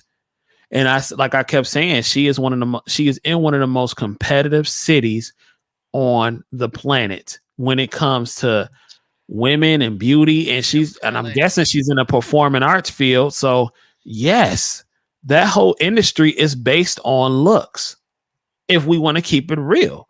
So and I'm not trying to discredit her experience, because her experience is her experience, and she's entitled. Right, she's entitled to feel the way she wants to feel. But what I am saying is that, yeah, pretty privilege is a real thing. It definitely exists. If we talking about from a general standpoint, and I put it back on the guys. When's the last time you seen a fat action hero? If Dwayne Johnson, The Rock, weighed 489 pounds, he would not be doing as many movies as he'd be doing right now. Right. That's I don't even want to call that handsome privilege or whatever the case may be. I guess for the sake of the conversation, we can, but I don't look at it. I just look at that as somebody who's worked hard to get where they are, who keep themselves in the best shape that they can. And who is at the right place at the right time. Is that handsome privilege? I don't know, maybe, but I don't look at that as that, because I'm the only person I'm in competition with is myself, and maybe these cruisers. But other than that, right. But other than that, Well, with her, it's either she got to do one or two things. The fact that she said, "I'm not gonna get married," she feels the competition. And if you shooting for the 1%ers, like you said, that's slim picking. So either you got to step your A game up so you can stand out, or you got to broaden your horizon. And again, I'm not if saying that she should settle for the pizza man and all that type of shit, but I do feel like that she said, and she also has said that she wouldn't get into relationships because she didn't work a full-time job. Now, to me, that comes off as extremely masculine, because most men, if a woman is feminine and pretty enough, I will say pretty, they don't care if she works a job or not. I'm gonna just keep it real. I mean, of course, some want her to maybe work or whatever, but so she's saying she has had attention, but it's just not the type of attention that she wants. And then she wants things on her terms. She could have turned away a perfectly good guy who might have treated her like a queen, but because she didn't have a full-time job, she tossed him to the side. Yeah, she's basically destroying herself. Yeah. Messing up her own home. But I do, I don't know if you can hear the video, but I want to play some more of it and react to it. Hold on. I can hear it. Okay. All right. They're really just taking whatever. I also feel like that's why I ran into a lot of people who just wanted to keep it casual. I feel like I wasn't good enough. They're still looking for that bright star, that woman that's going to make them open up on a random flight, And so I definitely. This woman was really stuck on this flight. She just could not understand why a guy that was standing in line just would not talk to her. Like, even women who don't consider themselves fine are still upset when a man won't say nothing to him. Maybe you just wasn't his type. You know what I'm saying? Like, Ted, am I off here? No, you're hitting the nail right in the middle. I mean, if a man don't speak to a woman, it can be 100 different variables. Why he ain't? What's wrong with me? Or I mean, that's why I said with women, and like I said, I'm not bashing her, I'm not talking about her, but the issues that evolves around what she's experienced is very real among women. You Yeah. know, women seek for a man's attention. They want the Hmm. man's attention, and when women don't get noticed, man, it can get ugly. I've seen it get. I've experienced it getting ugly Yeah, because of course. women's work so hard to get attention, and women's for some reason, and I don't know why, but there's this sense of competition among women. Yeah. Men, yeah, we are hunters, and hey, hey, if I don't get her, hey, on to the next one. But women's, it's like they will cut each other's throats just to get with a man. Oh man, I've So seen it, bro. I've seen it live and in color, man. Like some women can be some of the most yes, ruthless things on the planet. But let me introduce my homie Kendrick. Kendrick, what's cracking? What's going on, fam? Can y'all hear me? Yeah, man, you yes, sound sir. wonderful. That's what's up, man. Hey, What's man, going on with you, Playboy? shout out, man. Not much, man. Shout out to your fam, man. Sorry for me getting here late, but Oh you know man, how it is. We out here working, man. I gotta yeah, post my own stuff too. You feel me? yeah, man, I ain't So, mad at that. So, what's your take on this, real quick, before I continue playing this clip? Now, if you haven't seen the whole thing, I've been trying to do my version of breaking down this video. This woman says that she does not have pretty privilege and it sucks. And to give you a quick synopsis, it's based on her being dark skinned and just not the it girl, her not having the looks and everything like that. So, and I've been just trying to do a fair breakdown of that. So, what do you think of it from what you've seen so far? well, first and foremost, I think you're doing a great job of breaking it down. Even though Oh, I got in late, I'm able to catch up on what's going on. So, yeah, for shout sure. out to you on that one. Appreciate it. Um, the so we can't sit here and just deny that pretty privilege is a thing, right? I mean, I we 100% believe it's real. right. So it is a real thing, but that's not necessarily the determining factor for why men choose women. Because really, at the end of the day, when we're looking for a wife, we're looking for what value that you are going to bring. Yes, we do care about how you look and how you present yourself. But hey, man, let's not sit up here and act like dark skinned honeys don't get no love. 'Cause- And that's what I've been saying this whole broadcast, because dark skinned women be getting flued out just as much as anybody else. yeah, they flew out. Yeah, Right. They be getting flued out just as much yeah. as anybody else. And I just be like, maybe it's not as popular to see on television when you have people like the Kardashians running around and everything you see is light. Now, I will say that some brothers give light-skinned women a pass and they can be looking like damn Shark Tank. And, they'll give them a pass just because they light-skinned. Now, that I don't co-sign. And I've seen dudes do that. I know dudes personally who will give a light-skinned woman a chance just because she's simply light skinned. Now, I don't agree with that. That's some old, different type of stuff right there. But besides that, I don't think that's the majority of men. I think a lot of men will screw anything. But if she's pretty in their eyes, then she's going to get chosen regardless. And I just think this woman comes off as socially awkward. I don't think she knows how to talk to men. I don't think she knows how to even put herself in a position to be chosen by your man. She comes off as very masculine. What do you think? Well, maybe a little bit of that. I would kind of shy away from masculine so much. Is more, to me, it's more of a defense mechanism that she has when she's able to describe a whole scenario about a person when that person didn't even say anything to her, but in her mind she came up with so many reasons as to why this man doesn't like her or wouldn't like her. Mm-hmm. You're creating this self-image of yourself that could be completely wrong. Now, you know, guys like you and myself were really big on accountability, right? Yeah. That's why we are where we are. That's why we're in the groups that we're in, Mm-hmm. because we definitely want to hold ourselves accountable, look ourselves in the mirror, see what the reality of it is, project what we want the reality to be, and then put in the work to get there. right? Right. The you had mentioned something about all the isms and this, that, and the other, the colorism, which is a thing, I suppose. It is a thing. Yeah. Let's not discredit that. It is a thing. Right. Yeah. Absolutely. And it's really only in our community. You don't really see that in any other community. You only really see that in Black people. But we can't really allow those isms. It doesn't matter what ism it is. We can't allow that to dictate how we move and hold ourselves accountable. We can't blame everything on all of these isms. You know what I'm saying? Oh, I'm not successful because of racism over here. Then, oh, a man won't choose me because of colorism over here.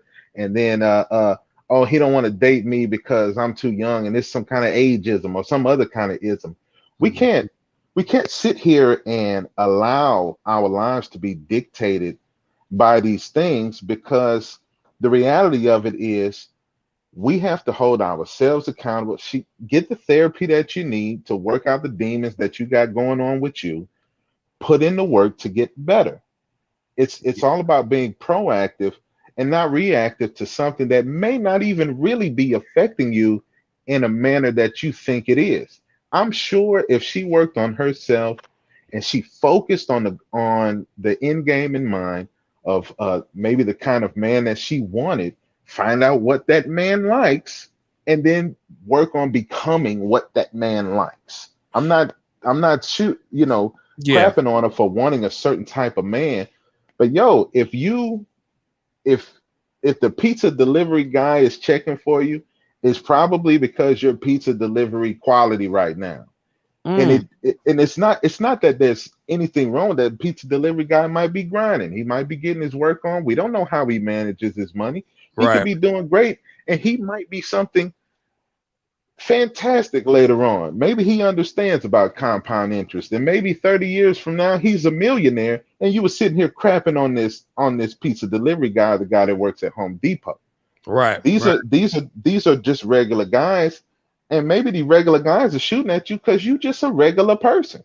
And there's nothing wrong with being a regular person, but don't be delusional about what you are. You know what I'm saying? Like you said, if the Rock was, you know, 400 pounds of just fatness, he's not finna be out here making the type of money that he's making.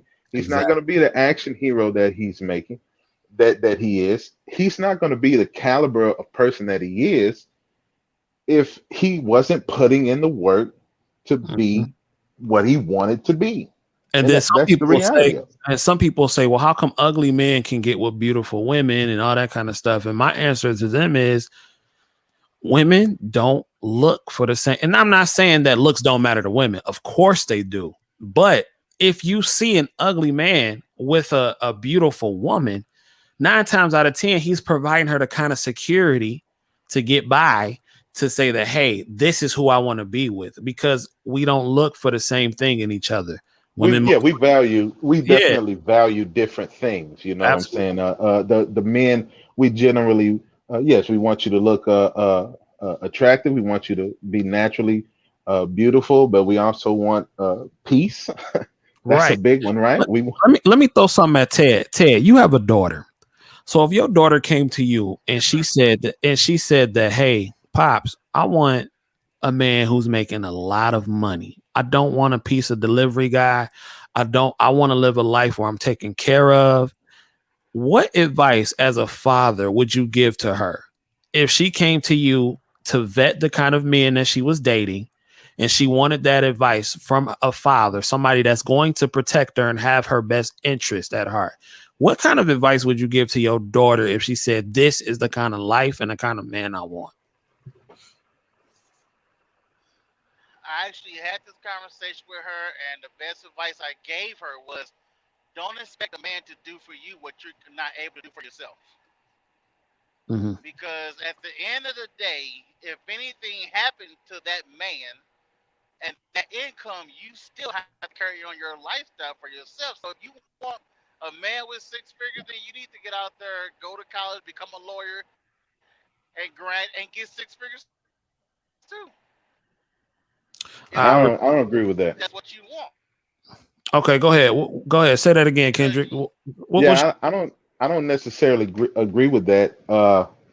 And I feel what you're saying, but I don't necessarily agree with that because, for the most part, men don't really care about your social economic status. For the most part, if a woman is going out there and making that kind of money, and it's not to say that she can't or she shouldn't, but generally the women end up making the mistake when they make that kind of money, to want to control a lot of the situations and what they're going on, and it's hard for them to sometimes fall into their role as the feminine energy and the feminine part of the structure of how it's supposed to be, and fall behind and let that man lead. I understand both parts. I understand what y'all both saying, because Kendrick, we don't care for the most part. But at the same time, I get where Ted is coming from, where it comes to that. Hey, you need to be what you want to see brought to the table. I get that. You need to have the potential to be able to earn as well if something happens. But at the same time, you know what I'm saying? At the same time, most men are not looking for that. And when women tend, and this is why, like, I work with a lot of nurses, right? And most of these nurses make a lot of money. And this is why I say a lot of nurses are the most hypergamous women on the planet, because they tend to want men that make as much or more than them. And that is just simply not the majority. That is why, to me, it's difficult for women who do make a lot of money to be successful in their relationships, because they want somebody on their level or higher. And that just simply is not the case. Yeah, well, what I think what happens is, and we see this a lot on just about every level, right? Even the low income, all the way up to the super rich, with a lot of females. A lot of them don't necessarily want to put in the research to try to find out what the man that they want, what he wants, right? And then put in the work to become what he is looking for, as opposed to just giving him what I think he should have. You see what I'm saying? That whole mental approach of, well, if he should like me for the way I am, and he should take me as I am. No, that's nice in a fairy tale, but that's not necessarily how that's not how life works. It's not real.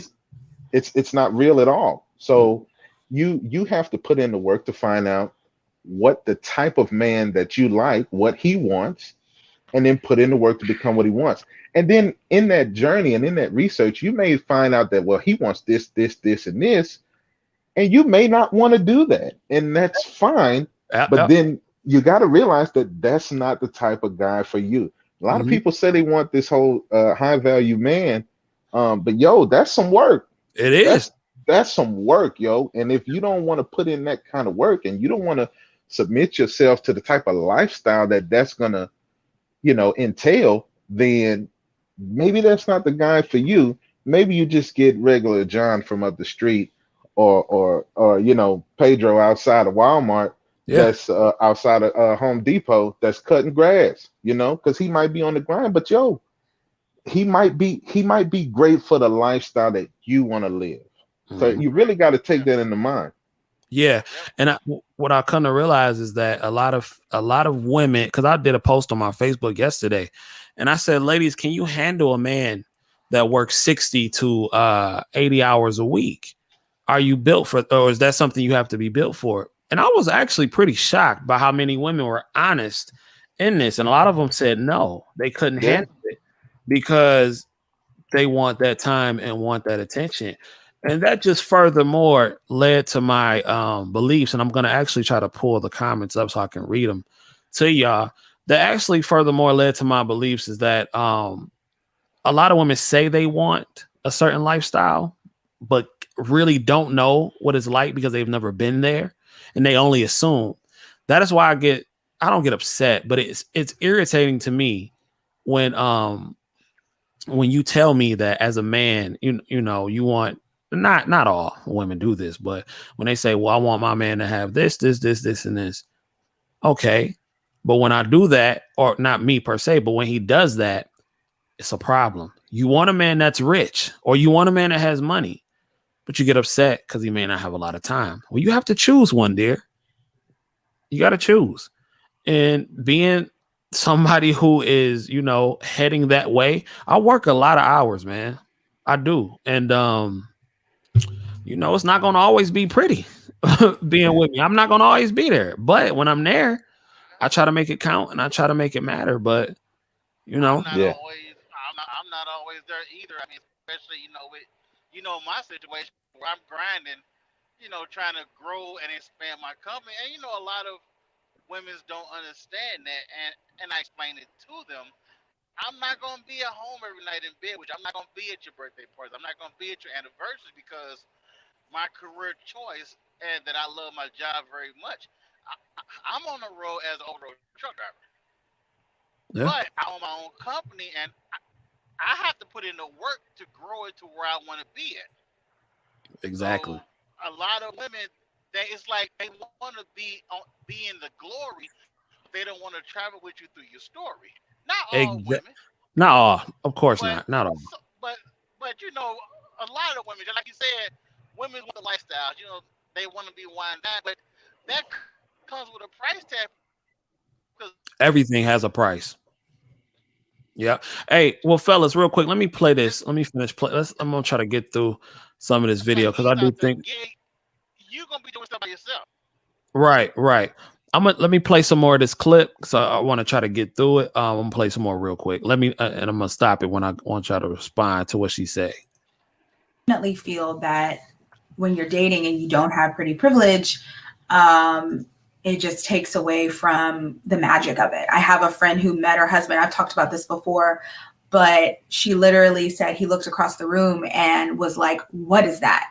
Who is that?" And they're married to this day, expecting their second child. It was love at first sight. When you don't have pretty privilege, you don't get love at first sight. Fairy tales.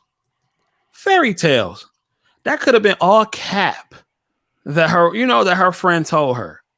You know what I'm saying? And this woman is so stuck on wanting a fairy tale when the fairy tales are not real. Behind closed doors, you don't know what that woman and her husband are going through. You dig what I'm saying? Just because it looks good don't mean it's always real. Kendrick, what you think about that? What she just said?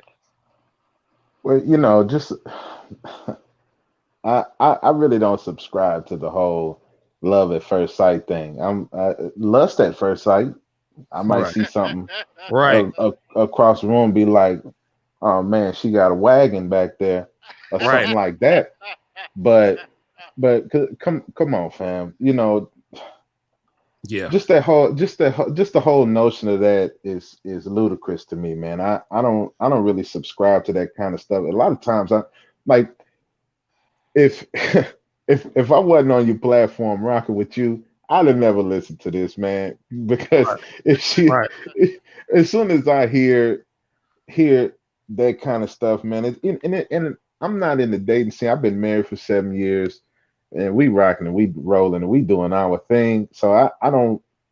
This is not the kind of content that I feed on, especially because I'm on my hustle, man. Everything that I'm about is really about getting the bag, making sure my money's right, putting in the work right now so I can have my time freedom later, right?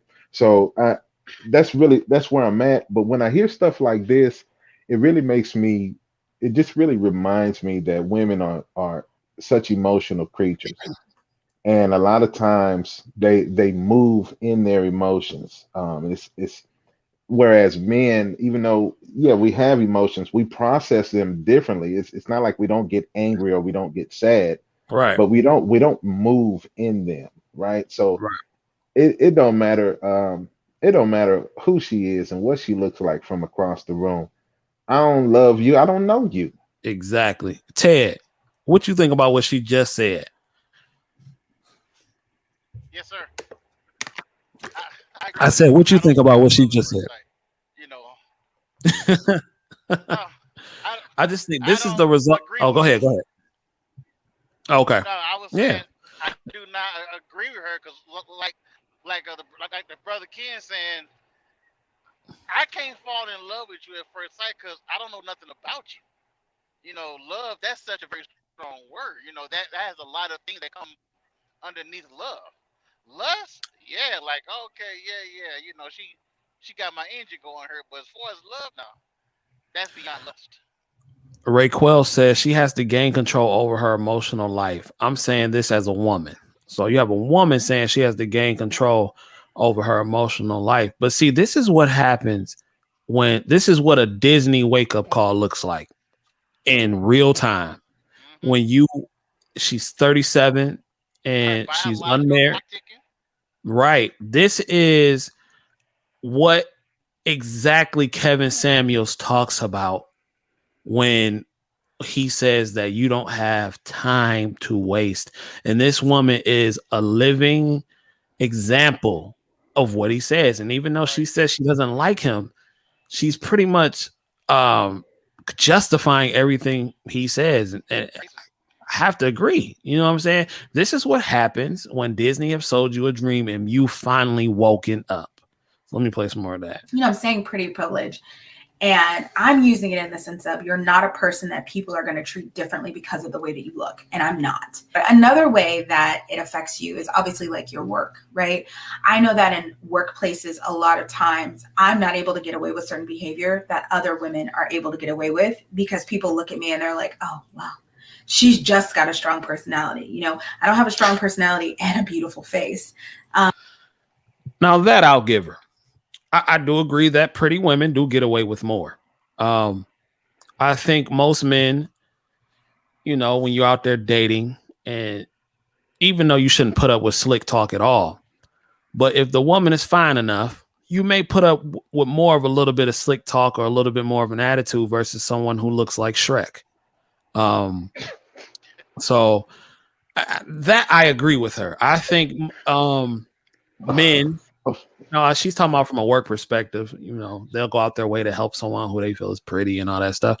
I give her that. I can give her that. You know what I'm saying? I'm not denying that. And I'm not even trying to knock anything she's really saying. I'm just giving my take and perspective. But what y'all think? Would you put up with more? Will y'all take a little bit more from a woman who's more attractive versus somebody who looks like a mud duck? I've never done it, man. No, I mean, you don't care how fine she is, huh? I guess it depends. Well, hold on. It depends on the situation. If we finna, get ready to get freaky in the bedroom, hell yeah, I put up with a fat woman. But anything else, Ken, I've never done it, man. Ken, our men and you too? I'll just use you as an example. But do you think us as men, we might put up with a little bit more from a female just because she's pretty, just a tad bit, not too much? Look, first and foremost, mud duck is hilarious. But would I do it now? No. Years ago, back in when I was younger and I had simpish tendencies, absolutely. Yeah, absolutely. Especially because if I'm trying to hook up or I'm trying to get the slide in or something like that, yeah, man, I'm gonna put up with I'm gonna put up with somebody that look like Beyonce, and I'm gonna shun the person that look like Beetlejuice. Right. So that part, I get that part. Yeah, but not. I would say nowadays, no, man. Maybe for the last decade, no, I don't really get down like that. But there was a time where absolutely, and I would say that most men would put up with nonsense from pretty women more than they would an unattractive woman. And the reason I would say that is because we see it pretty often, right? How often do we see what appears to be relatively attractive girls that have a real stank attitude and they still got dudes in their DMs sliding in there trying to hook up with them and allowing them to get away with that negative behavior, right? So it happens. It happens. The only issue I really see with what she's saying right now is she's acting like she's not pretty. Yeah. And she stated several times that I don't think that I'm unattractive, but I don't have pretty privilege. And she's also stated a few times in the video she's not pretty. Well, you Raquel know, says, but yes, we as women basically are trained to have that Disney mindset. It starts from childhood. It's all in the entertainment that we consume. Yeah, men too, though. Men too. Because see, men, we get told that being a good man is enough. Is all that you need. We teach us that from birth. We get taught that from birth, that buying flowers and writing letters and yeah, poetry and singing and all that stuff that they do in the movies is good enough. And it's being good ain't good enough. It just is not, because being good does not provide income to pay the bills. that's right. Right. Yeah, You know, a lot of chicks will laugh at you for doing something like that. You know what I'm yeah. saying? I can't pay none of these bills with chivalry. It don't work. That's a whole fact right there. Let me play some more of this. I also noticed that women who are beautiful, I noticed that people are just naturally nicer to them. They get projected upon with all of these positive characteristics, where someone like me, I have to work to get people to think about me positively. I have to come up with all new plans for doing something. I have to create. It's a good and bad thing. The first thing is that it forces me to constantly be innovating and pushing forward. The bad thing is that I never feel like, just in my own skin, I'm enough to be accepted. Because for a lot of people, I'm not, you know? So yeah. And this is a cry for help. This is like a real, and it's honestly sad to really watch this thing again, but it's a real cry for help, in my opinion. To go everywhere and feel like you're not accepted because of the way you look, that's crazy talk. No, I'm sorry, that's not crazy talk, because it's her experience. So let me apologize to you, young lady, for saying that. But that's just something to where you think that everywhere you go you won't be accepted, because beauty is truly in the eye of the beholder. What I think is a 10 may not be what you fellas think is a 10, and what y'all think is a 10 may not be what I think is a 10. So like, for her to feel, men like different things. I know dudes who won't touch light-skinned women. I mean, point blank, period. I know dudes who won't touch them. I know dudes that only date dark-skinned girls. And I know dudes who only date light-skinned girls. Like, one, I think if she don't want to compete, she need to get out of LA. What y'all think? I legit think that's a big part of the problem is what the imagery that she surrounds herself with. I mean, people in LA, people in Miami, it's a different breed of people, man. Yeah. They're not they are not the norm. Okay. Yeah. So and a lot of I think you mentioned earlier about maybe the type of industry that she's wanting to work in, because she said something about directors and whatnot. And if she wants to be in the entertainment industry, it is a very competitive industry. Yeah. And they pick and choose who they want based on whatever their reasons are. It could be how you look. It could be how marketable you are, right? If you have look at guys like Jake Paul, he's fighting in multi-million-dollar fights where professional fighters can't even get close to, but that's because he marketed himself in a manner to where people want to see him get beat up, and he knows it. Yeah. So he goes out there and he capitalizes on it. So there's various reasons in the entertainment industry why people make it, and there's a ton of them why they don't.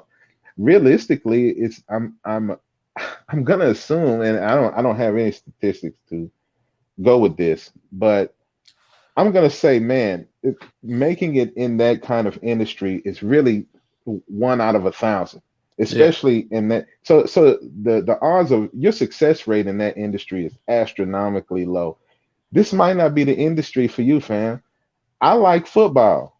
When I was when I was small and in middle school, I was good. Got to high school, I was okay, and then I stopped growing.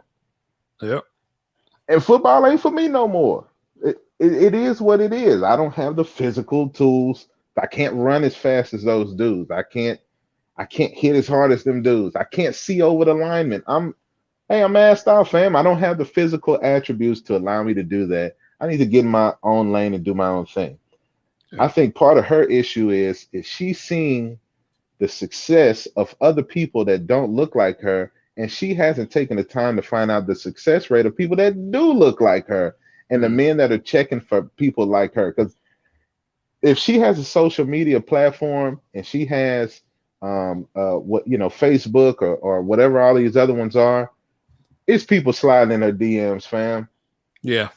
They in there. So she got over 20,000 subscribers. I know come Cass on. sliding in the DMs. I may not be the man that she wants, but I know they sliding now. Ted, what you think? Man, I'm just gonna say it like this. This is a young lady that really needs to do some deep soul searching. Because something has happened in her life. You Her family breaking up, made her Ted. and told her that no matter what, you're pretty regardless. Oh, can you hear me? Yeah, I can hear you now. I can hear you now. Are you there? Yeah, I'm here. I'm here. She just need to do some. She need to do some serious soul searching. She needs to get to the root of the problem, because there's a root that's causing this issue, because she have named off different scenarios and she just keeps masking it with pretty privilege. No matter where she go or the situation she's been in, she doesn't have pretty privilege, when in reality there's something going on deep inside that is keeping her from being successful, that's keeping her from achieving her goals and reaching her full potentials. She is not a bad looking lady at all. Well, and I've heard her. She may have missed the best thing. I've heard her say that she turned dudes down because she didn't have a full-time job. So I don't know what. Even as a teacher, I know she got to get. Even as a teacher, I know she got dudes coming at her. Yeah. Let me try to play a good. I'm gonna try to play a good chunk of this video because I do want to get off here soon. I'm gonna play a good chunk and then we'll just break it down. So here we go. I also note that when you work in a workplace with men, co-ed workplace, and you are a woman, you get treated a lot differently if you're considered beautiful.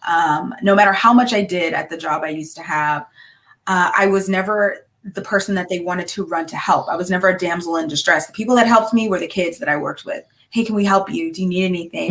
We see that you're doing this by yourself. Can we help? The guys that I worked with would never come to my rescue. And I pull out the guys because the other people I worked with would be like, oh, I just asked Mr. So-and-so. Oh yeah, he came and helped me. Oh yeah, they were all, but I never got that kind of treatment. And so those types of things hurt. It does hurt. I'm going to finish this up talking about the Steve Harvey thing. So so Steve Harvey came out and said, I don't have any fell in love with one of them. And so then it became personality type. And not necessarily that it's right, but it happens all the time. I don't have any male friends. I don't. There was a time in my life where I only had gay male friends because it was like safe. Okay, so let me clarify this. The friendships weren't just born out of my need for safety, although they did help me stay emotionally safe, if that makes sense, for a very long time. But they were also born out of the fact that I was involved in a lot of artistic things. I was in music, I was in theater, I was a cheerleader. And those relationships were the most supportive. They were creative relationships. They were, like I said, artistic. They were humorous. They were funny. They were wonderful, wonderful experiences. So I definitely wasn't friends with gay men just because I felt safe, even though I did feel really, really safe. But within that safety, I also felt just super accepted. I was always being told I was beautiful. I felt like an extension of the way my father would love me, with no added expectation of me needing to give them something romantically, which is what made what happened eventually in one of those relationships such a nightmare. And I'm about to explain that next. Wait a minute. Hold up. So what I'm getting from that is okay. It sounds like to me that she has had men approach her, and maybe she's had men that she liked approach her. But it sounds like to me that because she says she didn't want to be expected of anything romantically. Right. I don't know what she means by that, but what I'm going to assume is that she was talking about possibly men that she wanted to have sex with her, maybe before she was ready and everything like that. I don't know. And so it sounds like to me she's somebody that likes to call the shots. And I don't know, fellas, what y'all think? Ken, let me start with you. Yeah, well, I don't know if I necessarily get that. I get again, I'm not no counselor. I mean, I think we've all said that in this. I'm no psychologist, psychiatrist, or any of those things. But I do go to counseling. It has helped me tremendously. Um, like so much, man, right?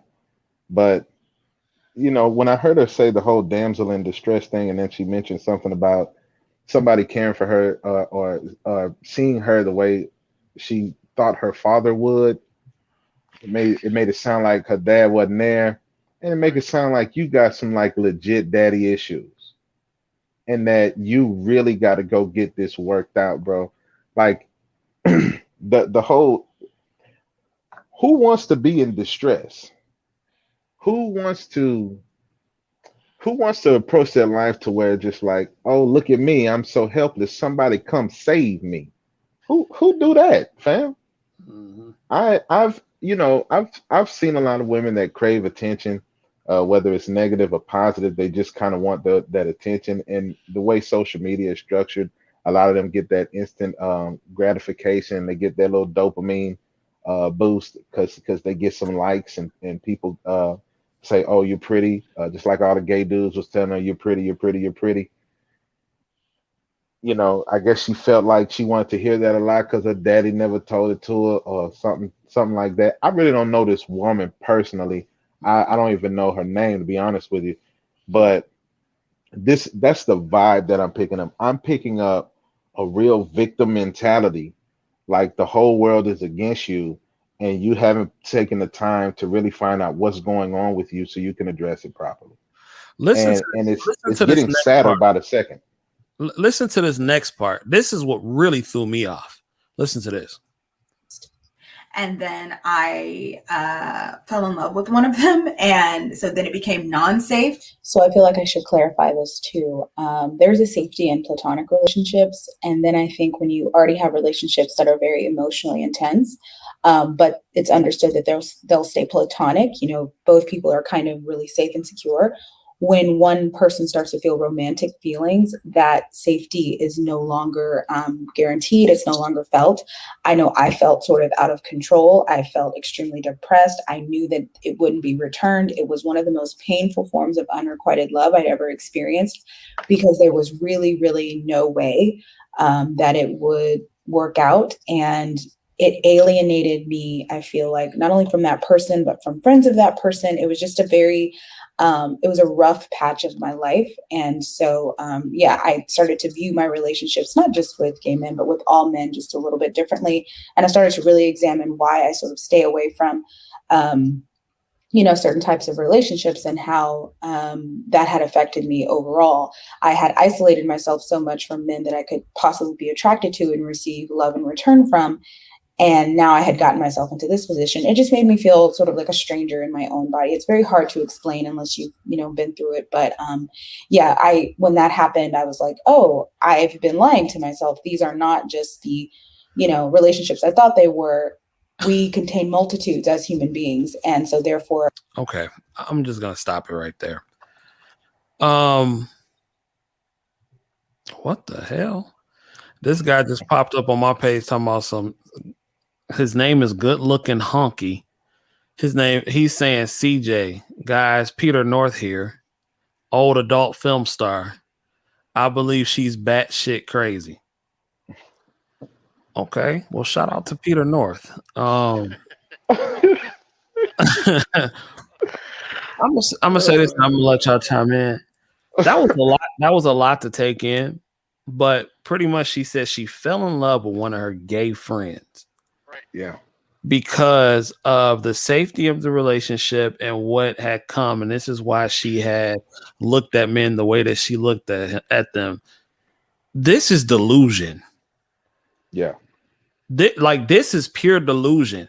I can't tell her how she's feeling, obviously, but to fall in love with a man who's gay and who obviously openly tells you he's gay, you are looking for something that is way deeper than just trying to get attention from a man. That's deep, because you are taking a platonic relationship and you are mixing that up for you are getting your romantic feelings mixed in. You falling in love with a gay man, like it's almost like you setting yourself up for failure almost. What did she think was going to happen if this man clearly does not like women? Well, do you see a little bit of the pattern though? Yeah. With the guy from earlier that never even said anything to her. Yeah. She came up with a whole scenario in her mind as a defense mechanism as to why this man that she wants, that she desires, isn't going to want her. She did the same thing with this gay man who obviously doesn't want her. She came up with this whole scenario. She fell in love with the idea of what she thought this man was, and she came up with this whole scenario as to how their relationship would be, and came up with all the reasons as to why it wouldn't work out, and sat there and tortured herself in that regard. It's a pattern. It's a pattern. It probably again stems from the relationship that she had or lack thereof with her father, maybe some kind of abandonment issues, or maybe this victim mentality is just like really, really just deep seated into her. Again, I'm no psychologist, but that's the vibes that I'm picking up. Right. She's so imaginative, but in the wrong direction. It's great to have an imagination. It's great to think. That's how we create things. Everything, the microphone that we're talking in, somebody imagined that, and now it exists. So there's definitely value that comes with an imagination. But if you're using it in such a manner that is destructive to you, and just in such a I hate the word toxic, but goddamn, what else am I supposed to say? Right. It's you're feeding into it, and all the things that you don't like, and all the time and energy that you focus on the negative, that's what you're going to get. That's what's going to reciprocate itself to you. It's a simple law of attraction, and she's putting out that energy, and it's coming back to her. Yeah, man. Ted, you got anything to say? Because we're gonna probably wrap this up now. I'm gonna stop. I pulled her video. Anything you want to add to that? I basically agree with the brother that he said, Ken, right? I agree with him. If this lady was my friend, my daughter, my auntie, or somebody in my family, and just because she's a human being, the best advice I can give her is, pray, seek God, ask for guidance, help, and let Him guide your path. And because obviously there's something going on that has her feeling the way that she's feeling, and this is deep. This is just not surface of me not being, uh, pretty privileged. This is something that has been in with her from her childhood, has grown up, and this has taken a deep root in her, and this has grown. And I mean, this is real stuff that people deal with, and it carries over into their adulthood until she really gets the help that she needs. And like I said, I have much respect for her for coming out, but until she gets the help, she's not gonna have a successful relationship with anyone. Right. Well, her name is Stephco. Her YouTube channel is O Stephco. I'm sorry if I'm not saying it right, but if you are watching this, and I did tag you, if you are watching this, I made this because I did not want to. I didn't want to think that we want you to think that we were attacking you. I just wanted to give you some male perspectives of how you may come off. And now I know you probably didn't ask for our opinion, but you put it on a public platform, and I decided to do something on it. So that's just what you get. But once again, young lady, we are not here to bash you. I didn't want to call you any derogatory name or anything like that, but I just wanted to show you, as somebody who is grinding to get to the top 5%, how you may come off. It just sounds socially awkward, and you tend to make up these scenarios in your head that may not even be there. Now, again, these are your experiences, so I'll just leave it at that. But fellas, is it anything you want to say before we get up out of here? Yeah, I do, man. Ted, it was Ted, right? Yeah. Yes. Yeah. Ted, you had said something great just then, man.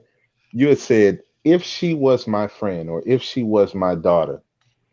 And I really got to thinking, like, if my friend or daughter or relative or somebody that's close to me that's in my circle, right? Because generally, if you're not in my circle and you're like this, I'm not going to invite you into the circle, right? So I'm probably not going to be around you to even, I don't want to say I don't care what's going on with you, but I don't have the time or energy to focus on it. But if you're in my circle and you're like this, how do you think we approach this as friends or family? Because I do want to see the sister get better. Now I don't know her again, but if she was my sister or my daughter or something like that, what do you think we could do?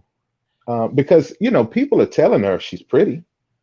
Yeah. Somebody is. Everybody is. I'm sure people are telling her, "Hey, you should do this. Hey, you should do that." What do we do when giving the advice is not necessarily enough and they don't necessarily want to take heed to that advice? What do we do? And I really don't have an answer for that. I'm really curious to hear what you guys may think. Well, the fact that like CJ say, she put this on a public social platform. Number one, much respect for that, because I know a lot of people wouldn't do that.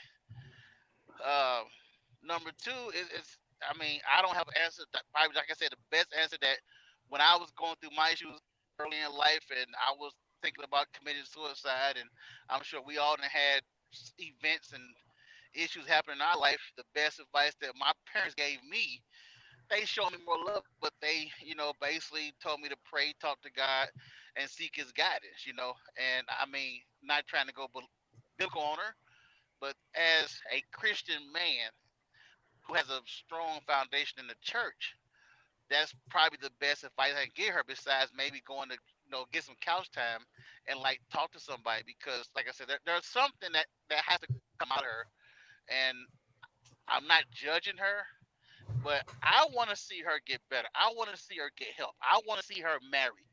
I want to see her be successful, because it took a lot for her to make this video. I know it did. Yeah. Because you're gonna get people judge you, people come back with negative comments and rude comments, but I want to see the sister be successful no matter what. And like I said, I don't know her, but just because of the love that I have from her as a human being, and because I want to see another one of our fellow humans be successful, that's the best advice I can give her. Just pray about it, talk to God, go to a church, try to seek out advice from uh, um, a religious leader, religious counselor, and let them guide you, because it sounds like she's dealing with a lot. Yeah. And this is something that's going to take a miracle healing, because, like I said, it's something that could have happened. Like CJ was saying, she's crying for help. She didn't have a relationship with her father. And as you grow older, just like with any tree, as it grow older, the roots get bigger and it takes a stronger foundation. The ground's going to take a lot to tear it up. So from a Yes. brother Yeah. to a sister, that's the best advice I can give her, man. Well, ladies and gentlemen, it has been a great show this evening. Raquel says, I hope she takes this as constructive criticism. She also said she gave you 2 hearts, Teddy. She must have felt what you were saying. So, I appreciate y'all watching tonight. I appreciate you 2 gentlemen for joining me. I even appreciate the porn star coming through and watching the video. Shout out to Watch Peter out, Tor- man. So I appreciate it. Make sure y'all subscribe, hit that like button, man. And I'm about to call it a night, gentlemen. All right, Salute, brother. man. Nice meeting you, Mr. Ken and CJ. I'll holler at you. And like I said to the sister, I got nothing but love, but I will be praying for you. Y'all have a blessed night. All right. No All right, doubt. y'all. Peace out. All right, fam. Peace.